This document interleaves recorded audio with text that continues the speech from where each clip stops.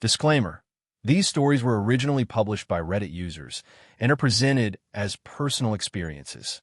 While they're described as true events, their accuracy relies on the original storytellers. The details shared here are intended for awareness and cautionary purposes only. Viewer discretion is advised. Story 1. There's a man walking along the ocean floor. He must never reach the surface. I've always been fascinated by the ocean. It covers most of the Earth, yet we still don't know what all lives there. That's why I joined a research project by a company devoted to documenting sea life. Me and my coworkers Cindy and Lance have been assigned to monitor an area in the Atlantic that the company believed was part of the migratory path of basking sharks. Our job consisted of dropping anchor in an area in the Atlantic, then lowering a camera down to observe the area and document any basking sharks passing through. For the last 3 days, we witnessed 12 crabs, 32 fish, and 0 basking sharks. Lance made a remark about how we had the task of watching for the one camera-shy species of fish in the entire ocean. That night, Cindy and I were out on the deck looking at the now blackened seas when suddenly Lance shouted from the cabin, "Cindy, Madison, come look at this." We both ran over to the cabin, and Lance was pointing at the monitor. Right here, Lance was pointing at something in the monitor. Save for the light on the camera, everything else was black, except for what looked like faint light in the distance. "What is that, Lance?" Lance looked at the light again, then back at us. "I don't know. Maybe it's an ROV from another ship." I almost considered it, but remembered this area was exclusive to our company. But we're supposed to be the only research vessel for 30 miles. Could we check the archive footage of the 3 previous days? Maybe we can see when this thing started creeping over the horizon. Way ahead of you, Madison. Lance went over to our second monitor and began scrubbing through the footage of each day until we got to this morning. And it started right here. Lance slowed the footage down. That's when the light began to crest over. And it's been coming this way ever since. The discussion about what to do boiled down to watching the live feed in shifts to watch the light. Because I suggested it, I was given the first watch. I watched the light grow slightly for about an hour. It went from being the size of a dime to a nickel, but I still couldn't make out any new details from it. I tried to stay away to watch further, but boredom is an effective sleep aid. I woke up to see that the light was closer to the camera and larger before I could check the time. How long I'd been asleep. That's when I noticed something in the light. It looked like the silhouette of a man slowly walking in the sand. I ran to get Cindy and Lance. They were dumbfounded when they saw the silhouette. Lance went on about how the man couldn't have stayed down there so long without equipment, and that the water pressure should have killed it. Cindy was more concerned about the glow it was giving off. I looked back at the feed to see that the man had stopped walking and alerted Lance and Cindy of this. We stared at the screen as the light around the man started to dim. Then he turned his head to look right at our camera. Lance was the first to realize what this meant. "Someone go to the crane and pull the camera up." Before we could leave the cabin, Cindy pointed out that the man had stopped looking at the camera and was walking away. A moment of relief turned to terror as the boat suddenly bobbed. It had grabbed the anchor. We all ran over to the stern. Looking over the edge, we saw that same orange light rapidly rising. It was climbing up the anchor chain.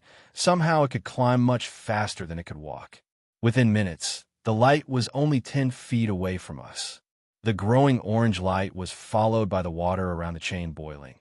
Then as it was out to breach the surface, we stumbled back as the man's head came out of the water, steam coming off of it as the man climbed onto the boat. What stood before us was a 7-foot humanoid figure. He was naked but had no genitals and was built like a bodybuilder. His skin resembled the color of burned wood, with lots of cracked, open wounds that had a faint orange glow emanating from them.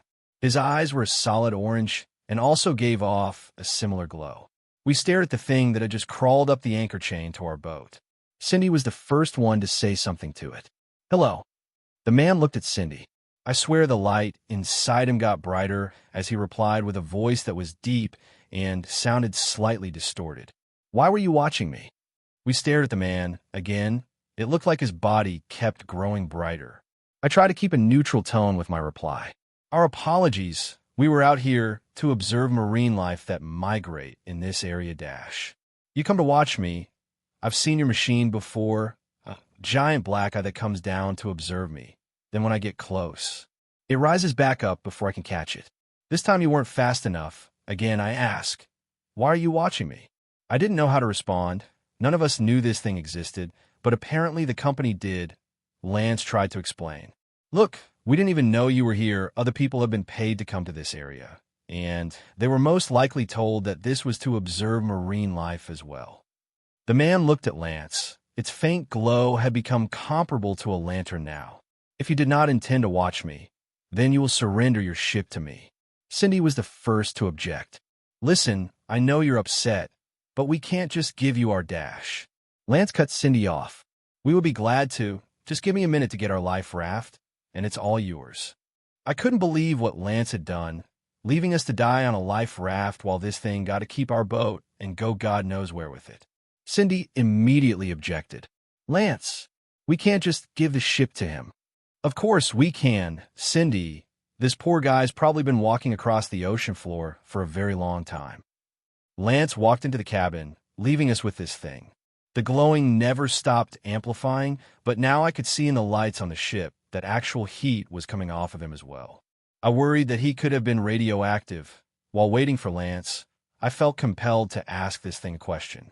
Why were you walking across the ocean floor? The thing tilted its head before responding. My purpose is to arrive at the new land and destroy it.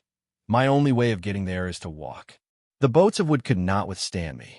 As he continued, I finally noticed the smell of burning wood. I looked down and saw smoke coming out from under his feet. Where is your associate? Suddenly, Lance ran out with a harpoon gun. Right here. With that, Lance fired a harpoon at the man. It reacted to the projectile with incredible speed. It grabbed the harpoon, its body glow quickly changing from orange to yellow, then finally blue.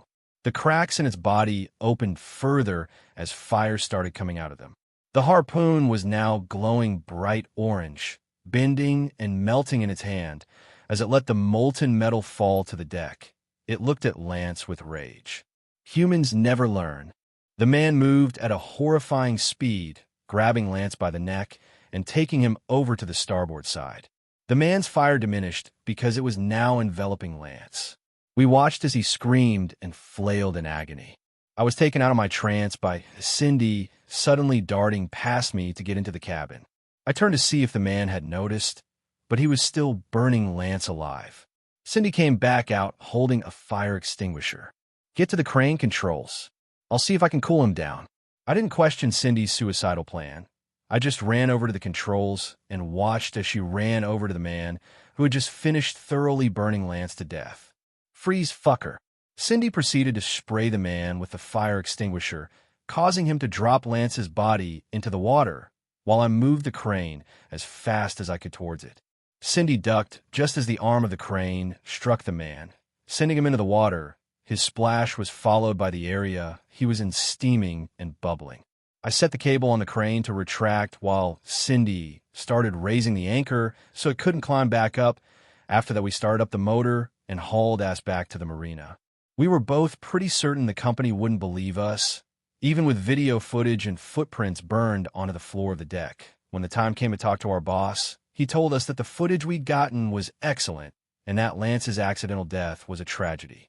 The company had decided that Lance was trying to cook something in the cabin's small kitchen when an unknown defect in the stove created an explosion that set Lance ablaze.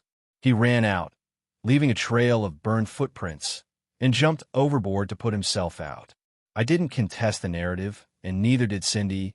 It was obvious that the company had dealt with this thing before, and no amount of contesting would make them even partially admit what really happened. Shortly after, we were both let go as the research project was deemed complete. I eventually did get a permanent job with another oceanic research company, and after a year, the nightmare stopped. I still think about the man walking across the ocean floor. I'm not sure where the new land he was referring to actually is, but every time I see news about fires breaking out in coastal towns, a chill runs down my spine. Story 2. The library that won't let me wake up. I've had this one dream for as long as I can remember. It's always the same place, a library that stretches on forever in every direction. Stairs that can take you up at least several hundred stories. Believe me, I tried. The floorboards creak like an old ship, and the air smells like salt water. The light coming in from the windows makes it seem like it's underwater. People have told me that everyone has recurring dreams and that it's nothing to be worried about. But I've never been able to wake up from mine. Not like I'm supposed to, at least. When I dream, I can't pull myself out of it. The library decides when I leave. Sometimes that's after a few minutes. And sometimes it feels like days. I try to get help after some really long episodes. Psychologists, sleep specialists, even neurologists. But they all said that nothing's wrong with me. I have no trauma or abnormalities that would disrupt my sleep. Just really, really vivid dreams. But that doesn't explain how I've seen things in there that I couldn't possibly know about. There are nights where I'll find a book that hasn't been written yet. Sometimes I'll open one and see real people as in standing, living, and breathing inside the pages. And sometimes I'll see things that happen later. I once saw a storm roll across the Pacific, exactly as it happened a week later. Another time, I read about a facility flooding underground, and 2 days later, bam, it made the news. But I've also read things that don't show up on the news. Things that I hoped were only creations of my imagination. Whole books and shelves dedicated to monsters in the ocean. No, they weren't fables or made-up stories, but detailed reports, pictures, events, measurements, containment notes, names of people. One file described a creature the size of a mountain, sleeping under the Atlantic. Another talked about a colony of people who disappeared along the Argentinian coast after something came out of the water. I used to think it was my subconscious making everything up, a vivid imagination, as my psychologist used to say. But the names kept appearing, people kept disappearing, reports piled up. I'm not sure whether my mind could come up with the inexplicable things I'd read. Things I'd forgotten the moment I woke up, with only the feeling of remembering something. For a while, I wondered if what I'm seeing are actual memories, if the library's filled with every forgotten thing that ever happened. The more I dream, the more it feels like that place shouldn't exist. Does it exist? I mean, in the physical world? Or am I the only one that can visit it in my dreams? And by only one, I mean me and this thing that I call the Guardian. The first time I saw it, I thought it was just another shelf extending to the never-ending top of the library. A huge beast, always carrying a lantern that acts like a sun, always bringing light to the far aisles of the library. Before the events of last night, it never once chased me, came close, or hurt me.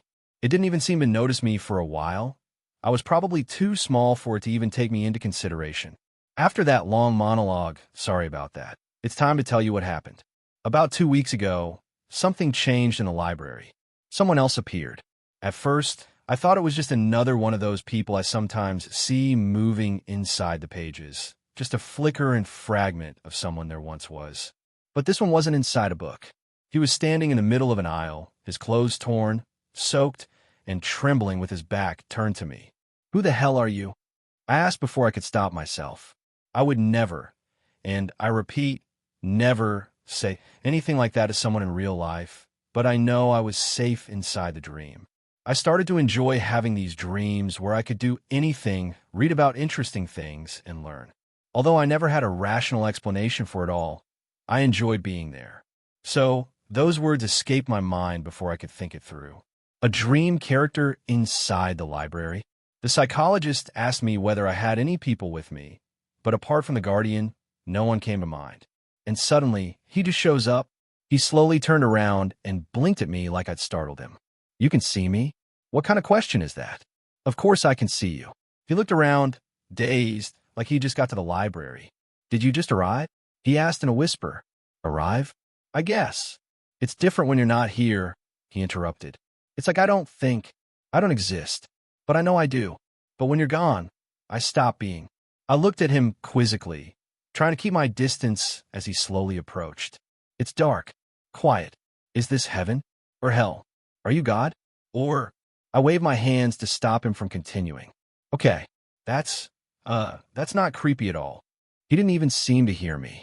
He pressed his palms against the nearest shelf, his eyes jumping from one book to another. I remember water.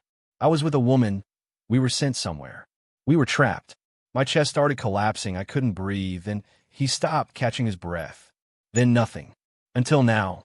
I didn't know what to say. I tried to gather my thoughts, but I didn't have much time. He suddenly looked up, locking eyes with me. You're the librarian. What? I bluntly asked, my voice commanding him to offer an explanation. That's what they called you, he said quickly, like he was afraid he'd forget. The order. They had files on you, on this place, on... Stop, I said, raising my hands. I don't know what you're talking about. Honestly, I don't even know what this place really is. He stared for a moment, and there was a hint of pity in his expression. You don't, huh? Should I? My voice cracked, and I could feel a sense of anxiety building up inside me. He smiled faintly. No, maybe that's why you're still you and not that, he said, pointing his finger behind me. I turned around and saw the Guardian, this time standing closer than it ever was, turn in our direction. I'm not sure whether it was looking at us, as its head was out of view, but I knew it was closer, and that frightened me. What if the appearance of the stranger will turn hostile? What if the next time I come here, I will only find the remains of the stranger? Before I could turn back, I blinked and woke up in a cold sweat. And ever since then, he's been in every one of my dreams. Sometimes I can only stay for a few minutes before I wake up, but luckily on the nights I spend literal days in the library, we talk all day long. He never remembers everything at once, because his thoughts come in waves. I'm not sure whether that's the effect of the library or the monster he escaped from. He told me his name was Rennick. Just a few nights before, he was trapped, swallowed, and dissolved by something called Mother. He said she could eat anything and everything you know about yourself, memories, faces, names, until there's nothing left of you but a shell. He proceeded to tell me about the Order. He called it the Thalassian Order, an organization that hunts or tries to capture things like Mother. He told me they've been trying to find me for years. Somewhere in their files, there's my alias, the librarian, which sounds a bit lame, under a category titled Persons of Interest. Of course, at first I didn't believe him. I hoped it was all made up on my mind. But he told me things I couldn't have known, names of real people, real places, and reports I found online that I had no recollection of seeing before. All of them exactly as he described them. And the Guardian, it's changed. As I said, it used to keep its distance, not even acknowledging me my entire life. But now that Rennick is here, not only is it getting closer, but it's also stalking us, searching for us whenever we're out of view. Even when I'm not dreaming, I've started to notice things around me. The same van parked outside my building at night, but no one ever seems to get out of it. It leaves at 6 a.m. on the dot. I keep telling myself that it's paranoia, Rennick's stories getting into my head. But what if it isn't? The Order might have finally found me and is now keeping tabs on me. Rennick said they'll do anything, he accentuated, to achieve what they want. I've stopped sleeping regularly. I try to stay awake for as long as I can, drinking coffee, taking cold showers, and going outside for a walk at 3 a.m. Of course, I knew this wouldn't be sustainable. And exactly 3 days ago, I gave in. The moment I opened my eyes, I was already there, standing between the shelves, hearing a faint thump in the distance. I looked around, searching for Rennick, but was unsuccessful. I saw the Guardian in the not-so-far distance. It was standing in the main aisle, somewhere I have never seen it before, its lantern swinging slowly in its massive hand. The shelves nearest to it looked warped, trick of the light, I suppose. But it wasn't just wandering around anymore. It was actively searching for something. Or, as I quickly discovered, someone. I saw movement between the aisles. It was Rennick, running like he hadn't stopped for days. I noticed he was thinner, pale, and his face half lit by the lantern. He looked my way and yelled something, but I couldn't make it out. The Guardian turned. The sound it made afterwards wasn't something I could describe, maybe between a shriek and a roar. I heard books slamming on the ground around me, and I finally realized what Rennick was screaming. "Wake up, Alice." I tried. God, I really did. But I couldn't control it. I never could. The Guardian's lantern brightened, flooding the aisles with red light. Rennick ran toward me, ordering me to run and not turn back. I wanted to listen, but I was captivated by the movements of the Guardian. The floorboards trembled with every step the monster took, and the shelves bent towards it, as if bowing. Run! Rennick shouted one more time, and it finally got through my brain. He grabbed my arm and pulled me into one of the side aisles just as a massive black hand tore through the wood, aiming directly for me. I can't, he tried to say, but couldn't catch his breath. I'll explain later. We continued running through corridors and aisles, jumping over piles of books. I thought I would remember the layout of the library, but I just couldn't. It all changed. I was here every night for the past 21 years, and now it's like I'm in a completely different library. Every time I look back, I could see the giant beast following us, its lantern swinging with its movements. After what felt like hours of running, we ducked behind a bigger pile of books, dripping with something that looked like ink. Rennick collapsed beside me, gasping for air. Okay, we may be safe for now, I whispered, pressing my hand against my chest. I could feel my heart beating in every part of my body. Rennick nodded and swallowed before speaking. It got distracted. This happened a few times before you got here as well. I thought you said everything stops when I'm not dreaming. Not this time, he continued. Because you led them here.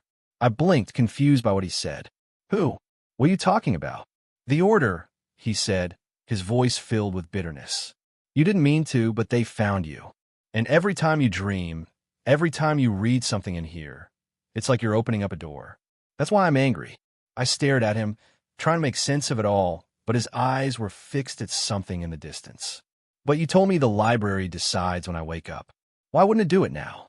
He snapped his eyes back at me. It wants to stop you, not just postpone your visit to the library. Completely stop you. Before I could contemplate what he meant by stop, the shelves groaned around us. The light of the lantern returned, and we could hear the horrific shriek again. We have to move, Rennick whispered. But I didn't. I just stood there, staring down at the floor with the flickering lights blurring my vision. If I stay, I said quietly, maybe it'll stop. It'll close itself off again. Rennick frowned. What are you talking about? If I'm the one who opened the door, maybe it'll shut if I don't wake up again. He shook his head so fast, it almost looked violent. No, that's not how it works.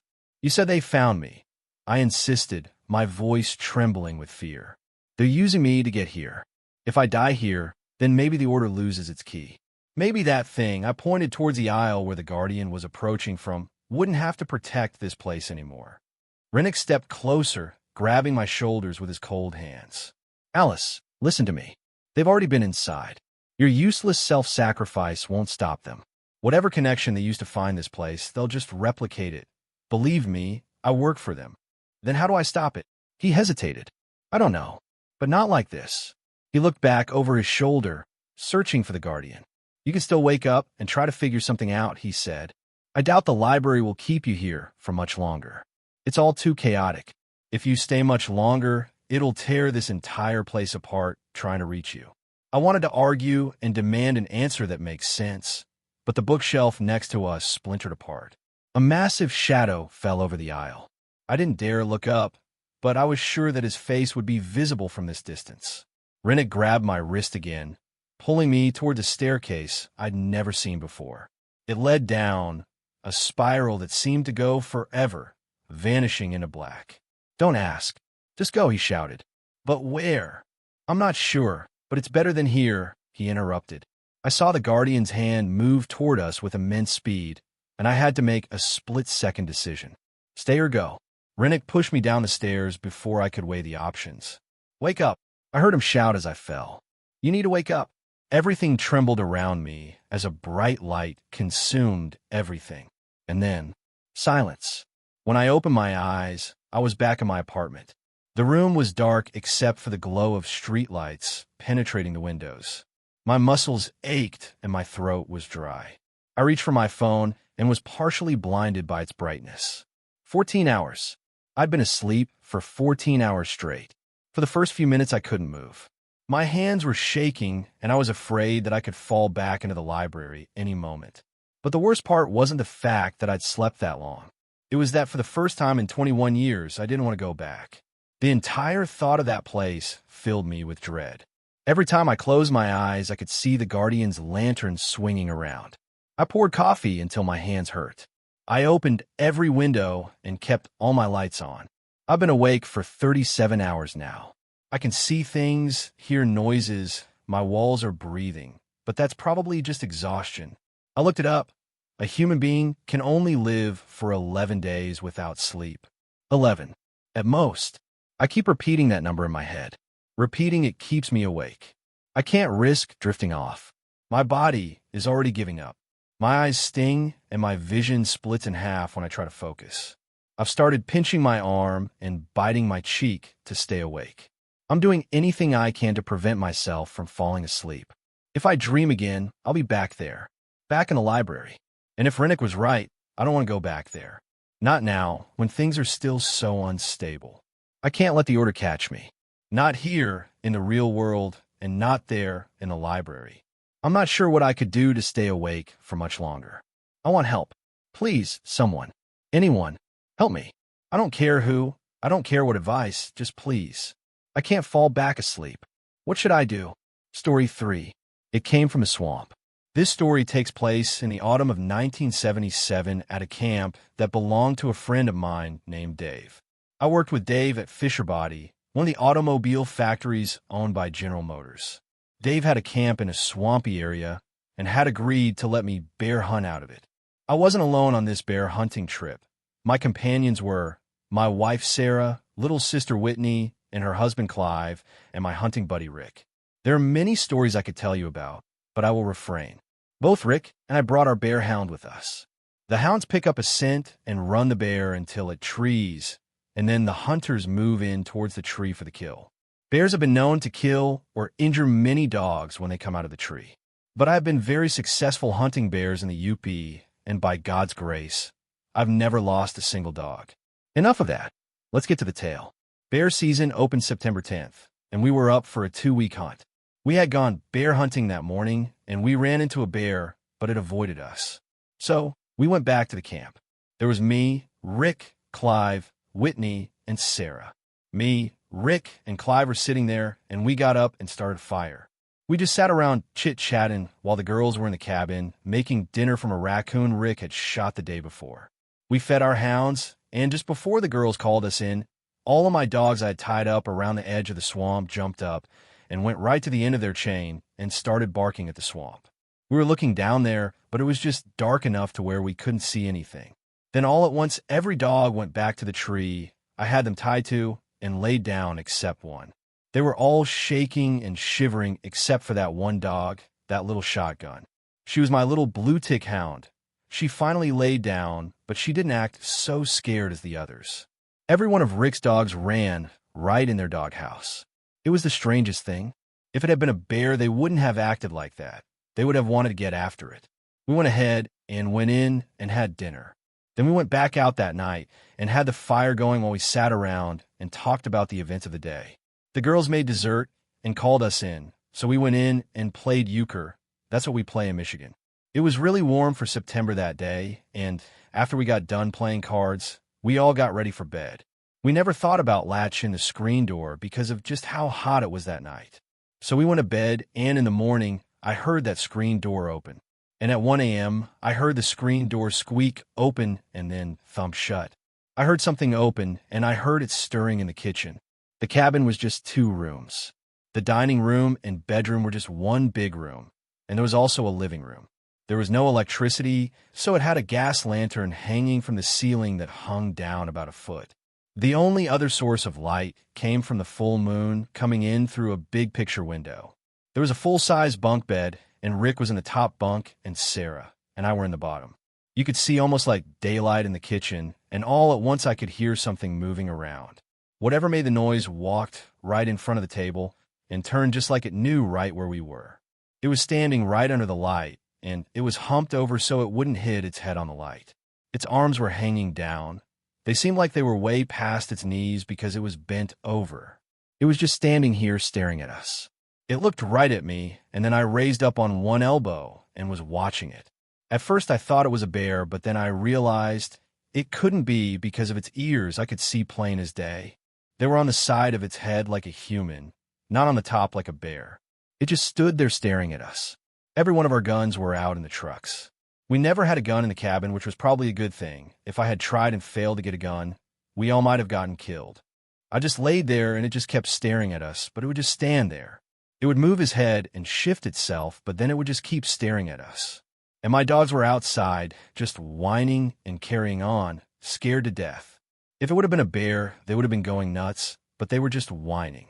I had a big 8-cell battery flashlight that we would sit between the bunk bed and the day bed. It was there just in case someone had to go to the bathroom in the middle of the night, they could just reach down there and get that light. It wasn't there. It was always there. I was going to turn it on. I wanted to know exactly what it was. I didn't know whether Whitney had gotten it and went out earlier to go to the bathroom and didn't put it back or what, because it was always put in that one spot. It just watched me while I was reaching around. That's when I thought to myself, we were all Christians, so if he attacks, we would be fine. He stood between us and the only door out of the cabin. We would have had to go through him or around him. There was no other way out of there. Finally, I pretended like I was sleeping in an effort to make it go away. When I opened my eyes to take another peek, I saw that it had moved towards us. It was only about 5 feet from where I was laying.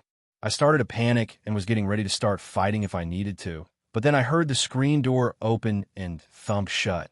The dogs were just scared to death, but it never seemed to bother any of the dogs. It just left. So I just laid there. I couldn't go back to sleep. I just held my breath and prayed that it wasn't coming back. After I was sure whatever it was wasn't coming back, I slipped out of bed and crept over to the doorway. When I looked out into the night, I saw it peeking at me from around my truck.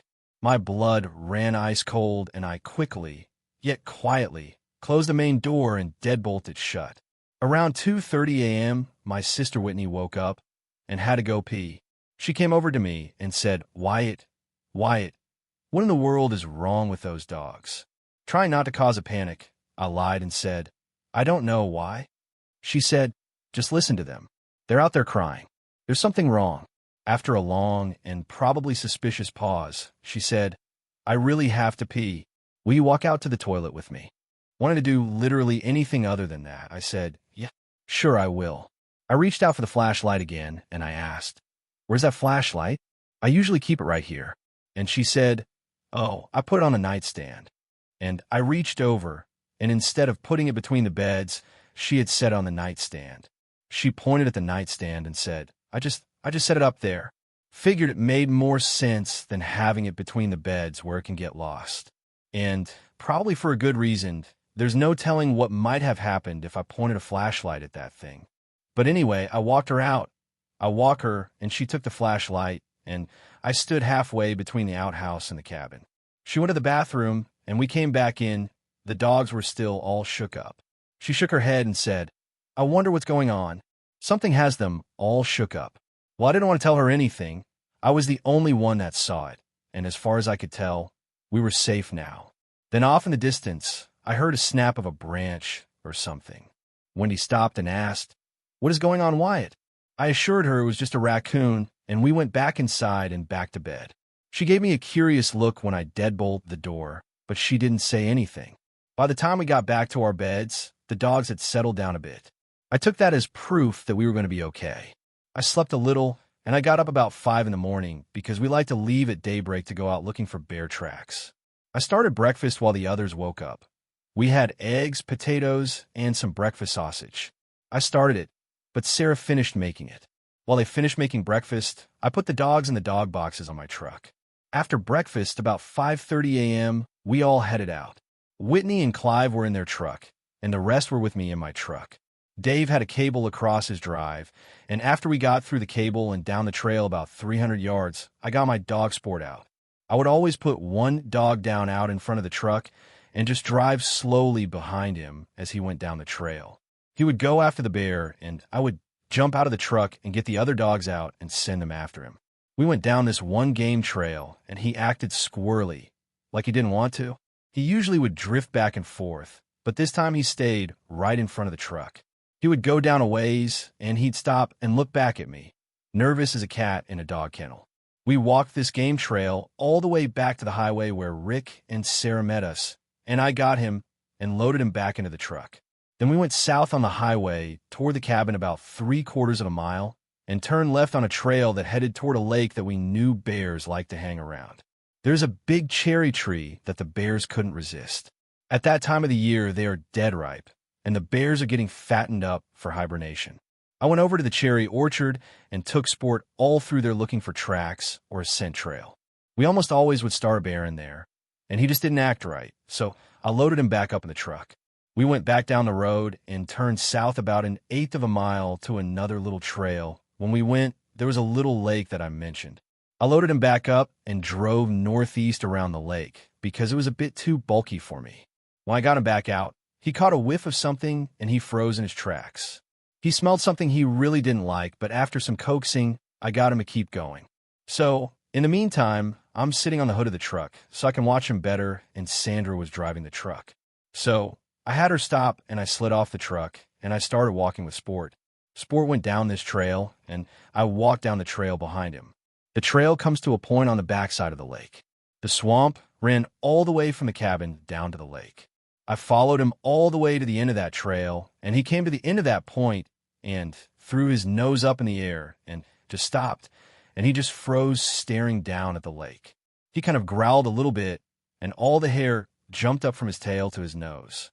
It just bristled right up, and he just stood there staring down into the swamp. I started looking down where he was staring, but I couldn't see whatever he could. He looked at me, and he just turned around and started back toward the truck stiff-legged and breathless. I followed Sport walking just as hard as I could go. I just knew that he saw something bad. The hair on the back of my neck stood up because I knew that if it had been a bear, Sport would have gone right down there after it. He headed right back to the truck, and I had the tailgate down on the truck.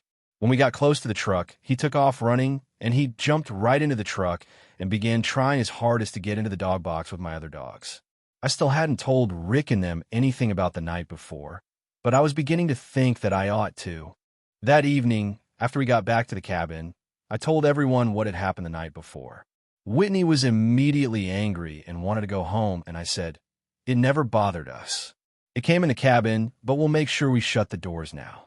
It just stood there looking at us. And anyway, we stayed up there. We had another full week to hunt.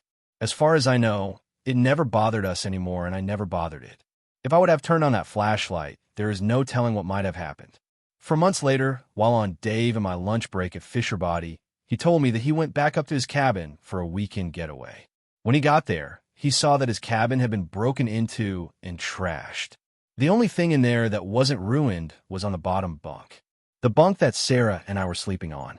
I didn't tell him about the experience I had, but I knew that whatever that thing was bad broke in. I'm not sure what it wanted with us, nor why it went out of its way to deliberately preserve where I was sleeping. After all these years of telling this story to my friends, children, and grandchildren, I still don't know what it was. And I pray to God that I never find out. Story 4. The procession in the fog. It's the silence of the early morning drive that gets to you. The hum of the tires on asphalt becomes a mantra. The dashed white lines a hypnotic pulse leading you deeper into the dark. I've been making this commute for 3 years now, a 5-day-a-week pilgrimage from my sleepy town to an industrial park on the other side of the state line. The only way to avoid the soul-crushing traffic is to leave at an ungodly hour. So my days begin at 3 a.m. in the absolute stillness of a world not yet awake. My route takes me through the heart of the Appalachian foothills. It's not a road for the faint of heart. Route 119 is a winding, two-lane serpent that coils through the mountains, all blind curves and sudden, steep drop-offs in a thick, unforgiving forest. There are no streetlights out here. Your world is defined by the reach of your own headlights, a small, moving island of vision in a vast, dark sea. It was on one of these drives, about a month ago, that I saw them for the first time. The clock on my dashboard glowed at 4:07 a.m. A thick, milky fog had settled in the valleys, common for this time of year. It swirled in the beams of my headlights, reducing my world to a 30-foot bubble of hazy light. I'd slowed to a crawl, my knuckles white on the steering wheel, navigating solely by the feel of the road and the faint reflection of the cat's eyes. I was rounding a particularly sharp bend, the one locals call the scythe for its vicious curve, when I saw movement ahead. Figures, walking in a single-file line along the narrow shoulder of the road. My first feeling was a dull spike of annoyance. This was a known route for devout folks, especially around certain times of the year, making long pilgrimages on foot to a small chapel nestled deeper in the hills. I'd seen them before, families, church groups, their paths illuminated by flashlights and headlamps, often carrying crosses or icons. They were usually a welcome sign of life in the oppressive isolation. But something felt off about this group immediately. I slowed further, flicking on my hazard lights. The rhythmic click-clack was the only sound besides the engine's purr. As I drew closer, the details solidified in the fog, and my annoyance began to curdle into a low, thrumming unease. They weren't carrying any lights. No flashlights, no lanterns, not even a glow stick. They were walking in near total darkness, in the middle of a fog bank, on a road with no shoulder. It was suicidal. There were about a dozen of them, maybe more, their forms blurred by the mist. And they were all dressed in the same drab, colorless clothing. It wasn't just gray. It was a flat, absorbent gray, like felt or thick wool, that seemed to swallow the light from my headlights rather than reflect it. No backpacks, no water bottles, none of the practical gear you'd expect from hikers. And, crucially, no symbols. No crosses, no rosaries, no images of saints. Nothing that marked them as pilgrims on a holy journey. They were just walkers. Strange, I thought, but not my business. I just wanted to get past them. I hung back, waiting for a straightaway. But the road was a continuous snake of curves. Their pace was unervingly steady, a metronomic, plodding step that never faltered, never sped up or slowed down. It was the pace of a machine, not a man. After a few minutes of crawling behind them, I saw my chance a slightly less severe curve. I swung out, pressed the accelerator, and passed them. As I did, I glanced to my left. Their faces were turned down, obscured by the fog and the deep shadows cast by the hoods or hats they seemed to be wearing. I felt a chill, unrelated to the morning cold, and was glad to leave them in my rearview mirror. I drove on for another 10 minutes, my heart rate slowly returning to normal. The fog was, if anything, getting thicker. I was descending into a lower valley, where the cold air pooled and created these impenetrable walls of white. I took a blind left-hand turn, and my blood went cold. There they were, the same single file line, the same drab gray clothes, the same mechanical, plodding gait. They were maybe 100 yards ahead of me, just appearing out of the fog as if they had materialized there. No, I thought, a cold knot tightening in my stomach. That's impossible. I passed them. I've been going 40 miles an hour. There's no way. There were no side roads, no footpaths that joined the highway here. It was just a mountain on one side and a sheer drop on the other. Logic screamed that it had to be a different group, but every instinct in my body, every primal nerve, told me it was the same one. Fear, cold and sharp, began to prickle at the base of my skull. I had no choice but to slow down again and trail behind them. My hands were slick with sweat on the wheel. The fog closed in, making the idea of passing a terrifying prospect. One wrong move, one oncoming truck I couldn't see, and I'd be sent flying off the cliff. I was trapped in a metal cage, crawling behind a procession of silent, gray walkers. The minutes stretched into an eternity. 5, 10, 15. They never broke formation, never once looked back. The only sound was my engine and the frantic thumping of my heart. Desperation began to override my fear. This was insane. I had to get past them. I made a decision. I'd get closer, give a short, polite tap of the horn, not an angry blast, just a "hey, I'm here," and maybe I could signal to the last one in line to let them know I needed to pass. It was a stupid plan, but it was the only one I had. I inched my car forward, closing the gap until I was only 10 feet behind the last figure. I took a deep breath and pressed the horn. A short, soft beep. The effect was instantaneous. The last figure in the line stopped walking. Just stopped. Its feet planted themselves on the gravel shoulder. The rest of the procession continued, their steady, plodding steps never breaking rhythm, disappearing 2 by 2 into the fog ahead. My breath hitched. I had frozen him. Now was my chance.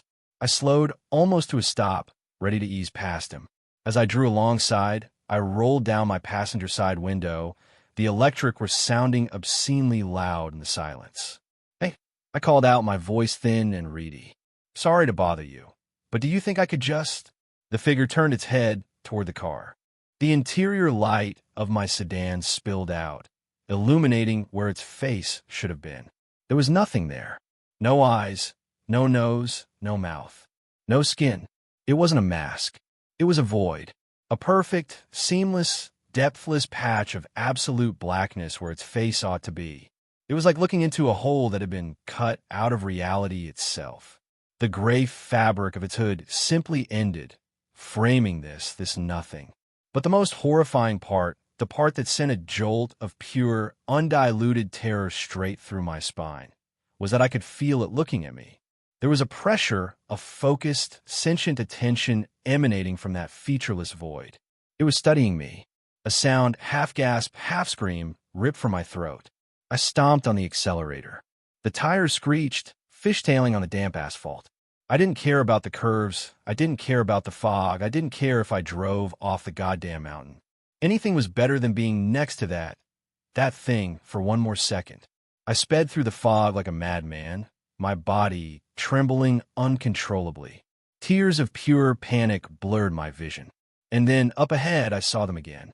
The line, the gray procession. And one of them was stepping into the road, an arm raised as if to flag me down. I swerved into the oncoming lane, my heart in my mouth, expecting a collision that never came. I saw another one, and another. They were appearing every few miles, always the same, always with one of them trying to stop me. It was a gauntlet of faceless horrors. I have no memory of most of that drive. It was a blur of terror and desperate survival instinct. I don't know how long it was before I saw the blessed glow of sodium vapor lights in the distance. A major crossroad, and there, parked at the junction, was a state trooper's cruiser. I swerved into the gravel lot next to it, my car skidding to a halt.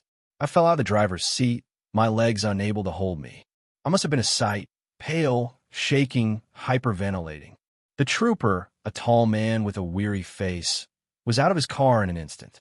"Whoa there, son. You all right? You're gonna hurt yourself." "People," I gasped, pointing back down the road I'd come from. On the road, walking, no faces, the trooper and his partner, a younger woman who had emerged from the passenger side, exchanged a quick, unreadable glance. It wasn't an alarm. It was something else. Resignation. "Easy now," the first trooper said, his voice calm and steady. "Just breathe." "What kind of people?" I spilled the whole story, my words tumbling over each other. The gray clothes, the lack of lights, passing them only to find them ahead of me, the face, the horrible, black, empty face. The troopers listened patiently. When I finished, the first one shook his head. "Son, we've been posted here since midnight. There hasn't been a soul on that road coming from your direction. No pilgrims, no hikers, nobody. But I saw them." I insisted, my voice cracking. Over and over. The female trooper knelt down next to me. Her voice was quieter. "What you're describing, the gray clothes, the faces. A taxi driver said the same thing last week. Came through here in the same state you're in." My blood ran cold. "So you believe me?" The first trooper looked out towards the dark, fog-shrouded mouth of Route 119. "We believe you saw something," he said carefully. "We just don't know what it is. We've heard the stories. We call them the Gray Pilgrims. You're not the first. Probably won't be the last." I waited there with them until the sun began to bleach the eastern sky from black to a watery gray. The fog burned away, and the world looked normal again, solid and real. I drove the rest of the way to work in a daze. I still have to make that commute. I have no choice. Every morning, as I approach the scythe and the other treacherous curves, my heart hammers against my ribs. I drive with a white-knuckled grip, my eyes constantly scanning the shoulders of the road, dreading the sight of a silent, gray line emerging from the dark. I haven't seen them again. Not yet. Story 5. Something's still following me from that winter trip. I don't usually post stuff like this. I don't even use Reddit much except to scroll when I can't sleep. But lately, I've been waking up around 3 or 4 in the morning, just knowing something's outside my window. So maybe writing it out will help. Maybe someone here has gone through something like this. This all started last winter, around mid-December. My cousin Nate had this idea to go stay at his family's old hunting cabin up by Lake Superior. His dad built it in the late 80s, but nobody had used it in years. He said it would be a digital detox weekend, no internet, barely any phone use. We only brought our phones for emergencies, just a wood stove, some beer, and a couple days of peace and quiet. I was hesitant because the timing sucked. Roads were icy, snowstorms every few days, but Nate wouldn't shut up about it. Said he needed to clear his head after his breakup and that I owed him one for missing his birthday. So I said screw it. The drive up was worse than either of us expected. The last few miles were all winding forest roads, barely plowed, no cell service. Snow was falling in thick sheets, and the trees looked like black walls on both sides. Every now and then we'd see a deer dart through the headlights and vanish into the dark, and both of us would flinch. By the time we got to the cabin, it was almost 9 p.m. The place was buried halfway up the porch in snow. No footprints, no tire tracks, just untouched white. Inside smelled like damp wood and animal piss. The first thing we noticed was the cold. Not a regular cold. It felt wrong somehow, heavier, like it didn't belong inside. We got the generator going. Thank God it still worked, and the little place started to warm up. Nate cracked a beer, joked about how we were real mountain men now. We played a few hands of cards, made some soup on the propane stove, and eventually passed out on the fold-out couch. I don't know what time it was when I woke up.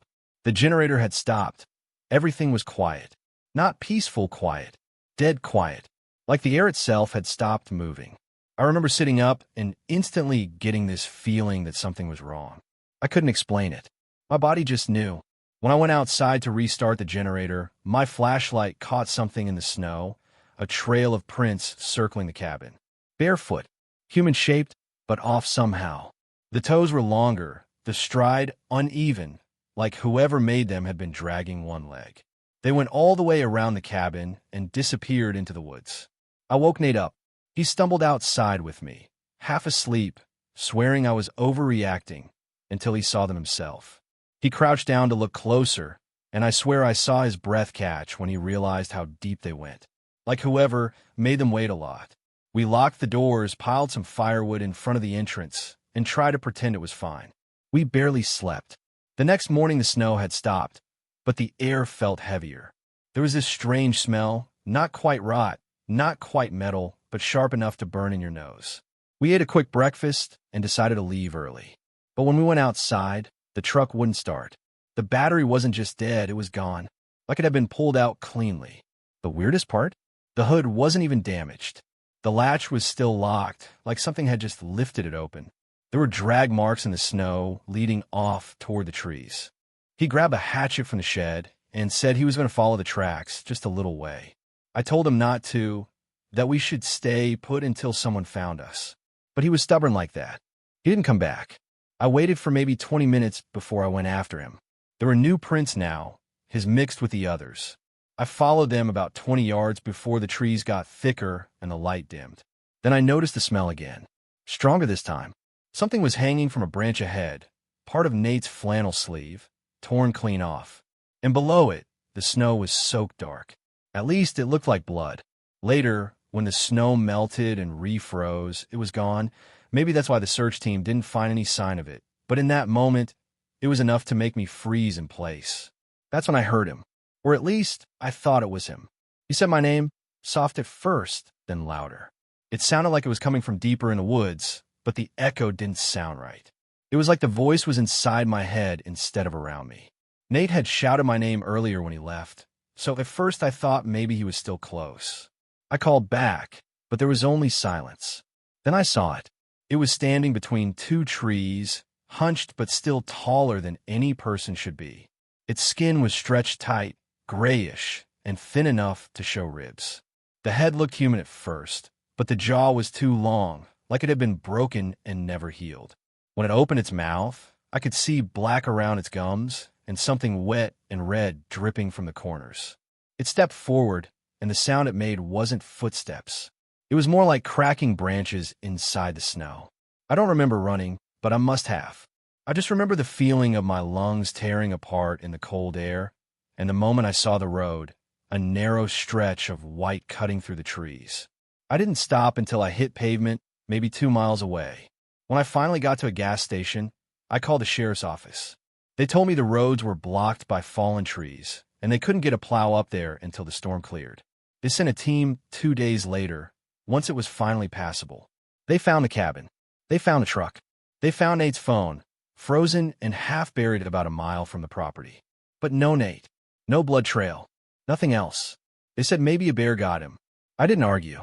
That was 8 months ago. I've moved 3 times since then.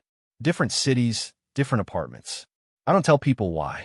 I don't even tell my family the full story. They think I'm still dealing with trauma and making things up in my head. Maybe they're right. But sometimes I wonder if it followed my scent or if I brought something back from that place without realizing it. 2 nights ago, I woke up around 3:47 a.m. Someone was whispering my name from the hallway. I live alone. When I finally got the courage to look, the whispering stopped. But right under my bedroom window, on the patch of frozen mud, there were footprints. Barefoot, human-shaped, and just slightly too long. Like the same ones from that night in the snow. Perfectly preserved, like whatever made them hadn't walked here. It had just appeared. Story 6. If you see a pristine house in the middle of the woods, don't go near it. It's finally happened, the event to make me delete that stupid rando whatever app. I dealt with a weird dead-end road by the side of a railway, a creepy house with eyes painted all over it, and even a crazy guy with a very convincing bird call. But this is my last straw. This morning I was bored to hell and back and decided to try out the app for the first time in a couple months. I pressed the little buttons, not really caring what it gave me, and eventually some coordinates popped up hovering over a patch of woods. Obviously, I'm not putting the coordinates here, not super interested in doxing myself, and extremely not interested in sending anybody else into this mess I've found. But I did write them down for myself. So after a few hours of hyping myself up and getting the regular essentials in my car, I headed out just past noon. The location was about an hour's drive, and I quickly realized most of this trip would be walking. After parking my car on the side of a relatively safe back road, I secured my bag and started on my way into the woods. Now I'm no wimp when it comes to walking through forest, so I easily made my way around the untamed roots and overgrown grass. I kept my phone up as the GPS led the way towards what I was expecting to be absolutely nothing. I did also do all the precautions, texted friends my location and what to do. They didn't hear from me in the next 12 hours. I had means of defending myself, etc., etc. What I ended up finding was a clearing placed kind of awkwardly near the coordinates location. Looking back, I don't think the app was even leading me to the house. It just happened to also be there. Right in the center of that clearing stood the cleanest house I have ever seen in a forest. And I didn't mean a house, not a cabin, but a middle-class cookie-cutter suburban neighborhood house. Surrounding the house, in maybe a 20-foot radius, was this huge patch of just dirt, which met right up against the otherwise unkempt forest grass. I walked up to the dirt, honestly a little less interested in the house and more drawn to the wooden sign stuck in the ground just past the threshold. It was a list of rules, all printed in red against the birchwood planks, and at the top it read, "If you'd like to enter the house, please follow these rules." These were the rules. Rule 1. Your knock must be musical in some manner before you enter. Rule 2. Do not eat anything. Rule 3. The house is free to explore until the clock reads 7:15. After the clock chimes 7 times, you have 15 minutes to either leave or sit and wait for your host. Underneath that rule, crushed between those words and the words of the following printed rule, was a statement scrawled in chalk. Leave out the back door. Rule 4. Your host will greet you. You must respond in kind. Rule 5. Please do not be rude. Rule 6. Your room is upstairs, second door on the right. Rule 7. You may leave upon the next chime of 7. Now I found this weird, obviously. My first thought was that this was some forgotten sideshow set, but why would it be so clean? And I mean clean. When I had gotten closer to it, it became increasingly clear that there was no dirt on the walls of the house. The roof looked freshly laid, not a leaf anywhere. The concrete of the porch seemed power-washed. And because I have very little restraint over my curiosity, I went up to the door. In several long strides, I walked over that 20 feet of packed dirt and up the 3 steps to the porch. A rocking chair was the only furniture up there with me, creaking back and forth in the breeze, facing off in the direction I had come from. I focused on the door again. It was a pale blue color and, like everything else, was clean as a whistle right down to the brass handle. Above the door was a simple wooden sign with "Home of Mr. March" carved into it. Below was a doormat. "Welcome, weary traveler," it said to me. My fingers were already brushing the handle in an unconscious action when the rules rang loudly in my mind. Slowly, I took my hand back and just looked at the pale blue wood. I wouldn't really have thought twice about that sign if it wasn't for the chalk scrawled on it. The writing had seemed frantic, I guess. Almost too serious for what I thought was just weird attraction at the time. I figured what the hell, and played along. The only musical knock I knew was shave and a haircut, so I rapped that against the wood. After the ending, 2 knocks echoed into the house. The porch light flickered on, and I heard a record player start up inside. With a bit of hesitation, I opened the door.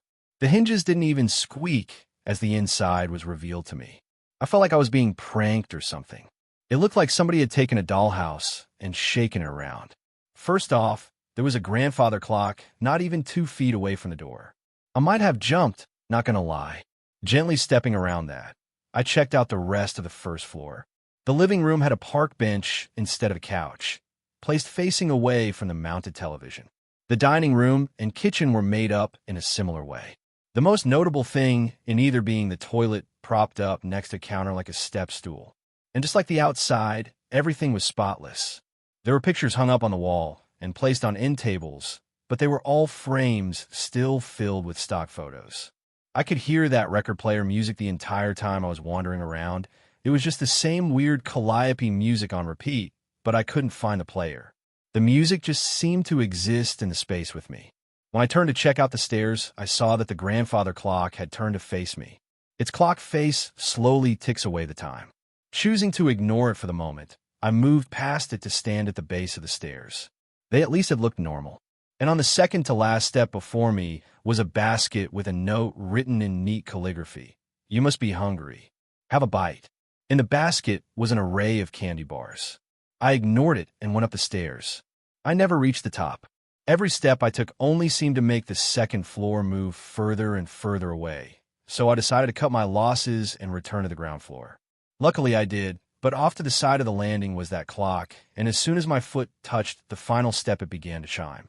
The arrowed hands looked down at me, the longer on the 12 and the shorter at 7. I questioned my reality with each chime. I had definitely gotten here several hours ago, but this was the only hour the clock sang about. The air felt like it was constricting around me with each chime, making my head lightheaded by the time the 7th ring echoed throughout the house. I had stood there, transfixed by that piece of furniture, until the final waves of noise died out somewhere upstairs. You have 15 minutes to either leave or sit and wait for your host. I remember mumbling to myself as my eyes moved to the front door. My first thought, then, was of the sign and the chalk scrawling somebody had left who knows how long ago. My second thought was, it felt like the door was staring at me. There wasn't a window on the door. I don't think there was even a peephole, but I know when I'm being watched.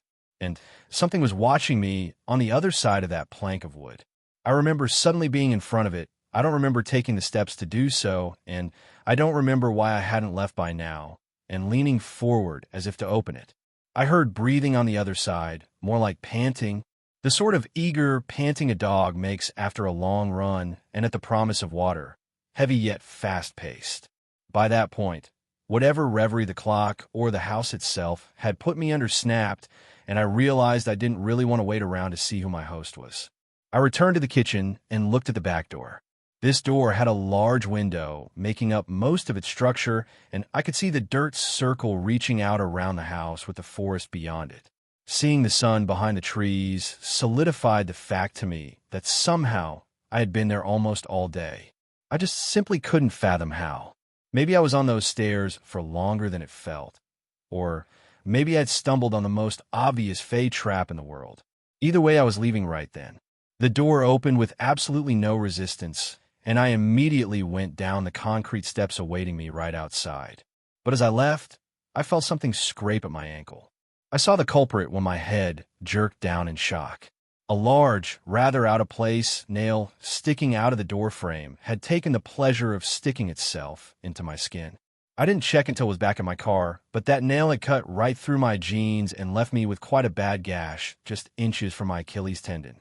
When I left the door, making sure it was closed well behind me, I walked straight across the dirt, then started the slow walk around the house to return to where I had emerged from the woods. I kept the house in my peripheral vision, honestly a little worried that if I looked away for even a moment, the whole building would just disappear. Because of this course of action, I was able to glimpse the front door just as I got to the tree line. I caught the briefest hint of something ducking into the door before slamming it shut behind it. I was going to just walk back to my car, not wanting to hurt my ankle any further, but my caution was abandoned and my feet picked up into a run when I heard the angriest scream echo behind me. So, I'll say this one time and hope you take it to heart. If you see a pristine house in the middle of the woods, don't go near it.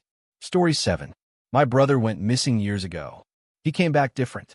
Years ago, my brother disappeared. He was 34 at the time. Adults can get up and leave whenever they like for whatever reason. He left a simple note behind, saying he was looking for something and that he still loved his family, even though he needed to leave for a while. I've gotten 2 letters in the past 12 years from him, saying he was still alive. Although deep in the back of my mind, I assumed those letters might not be from him. A knock came at the door in the middle of the night. My son slept like the dead, so it didn't wake him up. I had no idea who it might be. The idea of a certain familiar face being on the other side never even crossed my mind. Maybe my neighbors needed something? When I opened the door, I saw a man whom I almost mistook for my late father. He had the same high cheekbones and sandy brown hair. My mouth fell open, unable to form words. Sorry it's been so long. He spoke and showed a strained smile. My hands flew to his face to see if he was really there. The brother I thought was dead had changed so much in those years he had been gone. Before, he was a bit on the chubbier side with messy, unkempt hair. Back then, you would never assume he worked as a cop, and then later as a detective. Now he had the look of one, or at least one you would see on a classic detective show. He had lost the weight, professionally styled his hair, and wore a blue button-down shirt that matched his eyes. What the hell? I hissed. I kept my voice low and took hold of the front of his shirt, giving it a little shake. He had always been on the shorter side, so it had been easy to manhandle him. My brother raised a hand, giving my chest a playful push, trying to get the shaking to stop.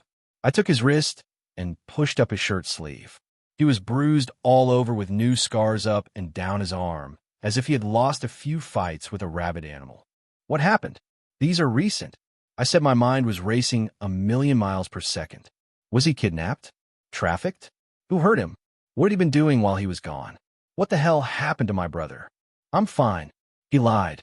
He took a step, and his legs faltered. I needed to support his weight and started to get him to the empty bedroom upstairs to rest. The questions could wait until he sat down. I helped him on the side of the bed, looking him over more. The first few buttons of his shirt were undone, showing he wore a few necklaces, which I thought was odd. He never would have worn jewelry before. He also pierced his ears. 2 black simple studs were on each side. I shook my head, even more confused by all of this. How did he change so much? It wasn't just his appearance. He was far calmer than before. I love my brother, but he got annoyed really easily. I'm sorry, he said again with his hands held tightly in front of him, clearly guilty over leaving for so many years. Carson was worried about you, Charlie. I replied with crossed arms. I wanted to be angry, but it felt right to be able to call him by his nickname again. No matter what, I still loved him. He showed a tired smile that hurt my heart.